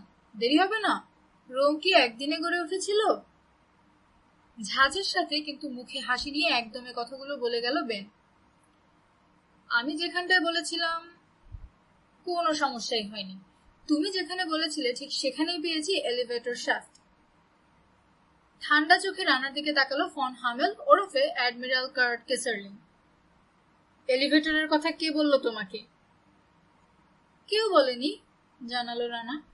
টানেল থেকে বেরোবার চেষ্টা করছিলাম, এই সময় শাখা প্যাসেজে একটা ভেন্টিলেটর শাফট দেখতে পাই। 8টার ওদিক থেকে জেনারেটরের আওয়াজও শুনতে পেয়েছিলাম। পরে যখন আন্দাজ করলাম আপনি আন্ডার ওয়াটার ঘাঁটি ব্যবহার করছেন, তখনই এলিভেটরের সম্ভাবনাটা জাগলো মনে। ভিলা থেকে পানির তলার ঘাঁটিতে নামার একমাত্র উপায় এলিভেটর ছাড়া আর কি হতে পারে? ডকে কি যেন নড়ে উঠল, মুখ তুলে সেদিকে তাকালো রানা। এগিয়ে এসে ওর সামনে দাঁড়ালো ইন্সপেক্টর বোথাস। কয়েক মুহূর্ত নিঃশব্দে রানাকে দেখলো সে, তারপর জানতে চাইল, পায়ের কি অবস্থা? 10 দশেক বিছানায় পড়ে থাকতে হতে পারে, কাজ ঝাঁকিয়ে বলল রানা। রেনো স্ট্রেচার নিয়ে আসার জন্য লোক পাঠিয়েছে, এখনই পৌঁছে যাবে। আমাদের আলাপ বোধহয় আড়ি পেতে শুনেছেন? হ্যাঁ, সব। কিন্তু কিছুই আমার বিরুদ্ধে প্রমাণ করতে পারবে না তোমরা, তীক্ষ্ণ কণ্ঠে বলল অ্যাডমিরাল কার্ট কেসারলিং। ঠোঁটের কোণে ঘৃণার ভাব, কিন্তু মুখের চেহারায় পরাজয়ের ছায়া ফুটে উঠেছে। আগেই বলেছি, ফ্যাক্ট নিজেই কথা বলবে। কথার জাল বুনে কিছু প্রমাণ করার দরকার হবে না। 4 জন ওয়ার্ক ক্রিমিনাল ইনভেস্টিগেটর জার্মানি থেকে এরই মধ্যে রওনা হয়ে গেছে। কয়েক ঘন্টার মধ্যে পৌঁছে যাবে তারা। তাদের চোখকে ফাঁকি দেবার কোনো উপায় নেই। আপনার প্লাস্টিক সার্জারি ধরে ফেলবে তারা। গলার আওয়াজ বদলেছেন, সেটাও ধরা পড়বে। আপনি খামোখা এখন এত আশা করছেন। অ্যাডমিরাল, মেনে নিন, শেষ হয়ে গেছে আপনার শয়তানি। আমি গ্রিক নাগরিক, জেদের সুরে বলল কেসারলিং। আমাকে জোর করে জার্মানিতে নিয়ে যাবার কোনো অধিকার নেই ওদের। গ্রিক নাগরিক ছিল ফন হামেল, আপনি নন, মুচকি হেসে বলল রানা। আবার কিছু বলতে যাচ্ছিল বুড়ো শয়তান, কিন্তু তাকে বাধা দিয়ে বোথাস বলল, পেঁচাল বন্ধ করুন তো, আপনার কথা শোনার ধৈর্য নেই আমাদের। ফের যদি মুখ খোলেন রুমাল গুজে দেব। ফিক করে হেসে ফেলল বেন। গালভেস্টনে কে যাচ্ছে? খবর পাঠিয়ে দিয়েছি, উত্তরে রানাকে বলল বোথাস। বোর্ডিং পার্টি অপেক্ষা করছে ওখানে। বন্দরে তো বটেই, সেই সাথে ক্যানারিতেও। মেডিটেরিয়ানের 10th ফ্লিটকে সতর্ক করে দেওয়া হয়েছে, মিনার্ভা কোর্স বদলে অন্য কোনো দিকে চলে যাবার চেষ্টা করলে বাধা দেওয়া হবে। মিনার্ভা গালভেস্টনে পৌঁছলে ড্রাগস সাপ্লাইয়াররাও ভিড় করে আসবে, তাদেরকে গ্রেফতার করার জন্য ফাঁদ পেতে রাখা হয়েছে। আমার না গেলেও চলবে, তবু যাব। ভালো কথা মেজর রানা, আমার একটা কৌতূহল আছে। বলুন। পেরিয়ে এসছে একজন ইনফর্মার, সেটা আপনি জানলেন কিভাবে? খুঁতখুঁতে ভাবতে আসে ডলফিন সার্চ করার সময়। রেডিও কেবিনের ট্রান্সমিটার এবং আপনার অফিসের ট্রান্সমিটার একই ফ্রিকোয়েন্সিতে সেট করা ছিল। তখন মনে হয়েছিল আপনাদের তিনজনের যে কেউ ইনফর্মার হতে পারে। কিন্তু বেন জানালো, ডলফিনের নোঙর ফেলা থেকে নোঙর তোলা পর্যন্ত সারাটা সময় আপনার রেডিওর সামনে একা বসেছিল পেরিয়াস।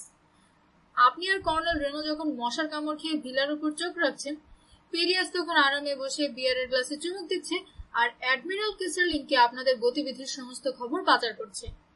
সেজন্যই জাহাজটা সম্পূর্ণ খালি দেখতে পাই আমি। জাহাজ থেকে সাবমেরিনকে ছাড়াবার কাজে ব্যস্ত ছিল সবাই। ক্যাপ্টেন কোনো পাহারা বসায়নি, কারণ পেরিয়াস তাকে গ্যারান্টি দিয়ে জানিয়েছিল আপনারা ভিলার উপর নজর রাখছেন, জাহাজে ওঠার কোনো পরিকল্পনা করেননি। আর আমরা আপনাকে বলেছিলাম তীর থেকে জাহাজের উপর নজর রাখবো, ওটাতে চড়ার কথা বলিনি। বললে অবশ্যই বাধা দিতেন আপনি। দুঃখিত দুঃখিত মেজর রানা, বুঝতে ভুল হয়েছিল আমার। দুঃখ প্রকাশ করতে হলো বলে তাও একজন মেজরের কাছে বোথাসের চেহারাটা বেশ খানিকটা ম্লান দেখালো। আরো একটা কৌতূহল মেজর রানা, মিনার্ভার কথা কোত্থেকে জানলেন আপনি? এয়ারফোর্সের ট্রাকটা ফিরিয়ে দেবার জন্য ব্র্যাডি ফিল্ডে যেতে হয়েছিল আমাদের, বলল রানা। গিয়ে দেখি কর্নেল কোস্কি আমাদের জন্য অপেক্ষা করছে। মর্নিং পেট্রোলের চোখে ধরা পড়েছিল মিনার্ভা, তথ্যটা জানিয়ে দিল সে আমাকে। এরপর আমরা মুনমুন লাইন্সের এথেন্স এজেন্টের সাথে যোগাযোগ করি। সাথে সাথে কার্গো আর ডেস্টিনেশন জানা হয়ে গেল। ডলফিনের মতো মিনার্ভাও থাসুস হয়ে যুক্তরাষ্ট্রে যাচ্ছে শুনে অ্যাডমিরাল কেসারলিং এর কৌশলটা ধরে ফেললাম। বুঝলাম ডলফিন থেকে ছাড়িয়ে সাবমেরিনটাকে মিনার্ভার সাথে জোড়া লাগানো হবে। এসব কথা আমাকে জানানো উচিত ছিল, একটু গম্ভীর হয়ে বলল ইন্সপেক্টর। মিস্টার বেন আমার অফিসে এসে বললেন টানেল হয়ে আন্ডার ওয়াটার ঘাটিতে নামার একটা এলিভেটর পাওয়া গেছে। বিশ্বাস করুন, দ্বিধায় পড়ে গিয়েছিলাম। একবার ভাবুন তো, মিস্টার বেনের কথা হেসে উড়িয়ে দিয়ে তাকে যদি আমি গ্রেফতার করতাম কি হতো? আমাকে জানানো উচিত ছিল না? যত কম লোক জানে ততই ভালো, আমার কাজের এটাই ধারা। আপনাকে জানালে পেরিয়াস কিছু একটা সন্দেহ করতে পারত, সাবধান হয়ে যেত সে। অনিচ্ছা সত্ত্বেও মাথা ঝাঁকিয়ে যুক্তির কাছে হার মানল বোথাস। তা অবশ্য ঠিক। ইতিমধ্যে ফন হামেল ওরফে অ্যাডমিরাল কার্ট কেসারলিংকে হ্যান্ডকাফ করিয়ে দিয়েছে বোথাসের লোকেরা। নির্দিষ্ট কারো দিকে না তাকিয়ে বিড়বিড় করে কি যেন বকছে বুড়ো জার্মান, কেউ শুনতে পেল না। বেন গুলি করার পর থেকে পেরিয়াসও তার জায়গা থেকে নড়েনি। তার হাতেও হ্যান্ডকাফ পরানো হয়েছে। বিশাল দৈত্যটা মাথা নিচু করে আছে। তাকে দেখিয়ে জানতে চাইল রানা, ওর কি দশা হবে? বিচার শেষ হতে 5-7 দিনের বেশি লাগে না, বলল বোথাস। এখনই লিখে দিতে পারি ওর কপালে ফায়ারিং স্কোয়াড ঝুলছে। বোথাসের লোকেরা বুড়ো শয়তান কেসারলিং আর পেরিয়াসকে নিয়ে চলে গেল। বেন বলল, রানা, চোখের মনি বিজ্ঞানীদের কি হলো ভেবে কমান্ডার হ্যানিবল বোধহয় নিজের মাথার চুল ছিঁড়ছেন। তুমি বললে ওদেরকে নিয়ে আমি না হয়। ডেক হ্যাচ থেকে উঠে এলো খালেদ, তার পিছু পিছু ডিক, সিকো, লিন আর নিমো। ইস, দাঁত দিয়ে জিভ কাটল রানা। একটা কথা একদম ভুলে গেছিলাম। কি? বিজ্ঞানীদের দিকে ফিরল রানা। সিকো, তুমি এদিকে এসো। দ্রুত এগিয়ে এসে রানার সামনে হাঁটু গেড়ে বসলো মেরিন বায়োলজিস্ট। বলুন মেজর। আমার শুভেচ্ছা আর উপহার কমান্ডার হ্যানিবলকে পৌঁছে দিতে হবে তোমার, বলল রানা। অবশ্যই মেজর। ওদিকের গুহায় 20 ফুট নিচে উত্তর দেয়ালের গোড়া বরাবর কয়েকটা ছোট ফাটল আছে। একটা ফাটলের মুখে দেখতে পাবে সমতল পাথর। এর মধ্যে যদি বেরিয়ে গিয়ে না থাকে, ওর ভেতর একটা টিজার মাছ দেখতে পাবে তুমি। সেটাই আমার উপহার। হতভম্ব দেখালো সিকোকে। টিজার আছে? আপনি সিরিয়াস মেজর? টিজারের এত ছবি দেখেছি, জ্যান্ত একটা দেখে চিনতে পারবো না সেটা একটা কথা হলো? ঠাট্টা সুরে পাল্টা প্রশ্ন করলো রানা। দেখো, ধরতে গিয়ে ওটাকে যেন পালিয়ে যেতে দিও না। এখন আমি নেট পাই কোথায়? সবার দিকে অসহায়ভাবে তাকালো সিকো। নেটের কোনো দরকার নেই, হেসে উঠে বলল রানা। টিজার বন্দি করার সবচেয়ে সহজ উপায় হলো ওটার ফিন চেপে ধরা। পায়ের ব্যথাটা আবার কমতে শুরু করেছে। অসার ভাবটা ফিরে আসছে ধীরে ধীরে। খানিক পর মনে হলো পাটা যেন শরীরের কোনো অংশ নয়। স্ট্রেচার নিয়ে আসা হলো, তাতে তোলা হলো রানাকে। ইন্সপেক্টর বোথাস, হঠাৎ জানতে চাইল ও। মেয়েটার আসল নাম? ক্রিস্টি। নার্সিং এর ট্রেনিং নিয়ে আছে ওর, কাজেই আপনার সেবা শুশ্রূষার কোনো অসুবিধা হবে না। মুচকি একটু হাসলো বোথাস। ধন্যবাদ বলেই চোখ বুঝল রানা, বোধহয় জ্ঞান হারিয়ে ফেলল। সুপ্রিয় শ্রোতা, শেষ হলো মাসুদ রানা সিরিজের গল্প হামলা। পরবর্তী গল্পগুলো শোনার জন্য চ্যানেলটা সাবস্ক্রাইব করে রাখবেন। পাশে থাকার জন্য ধন্যবাদ।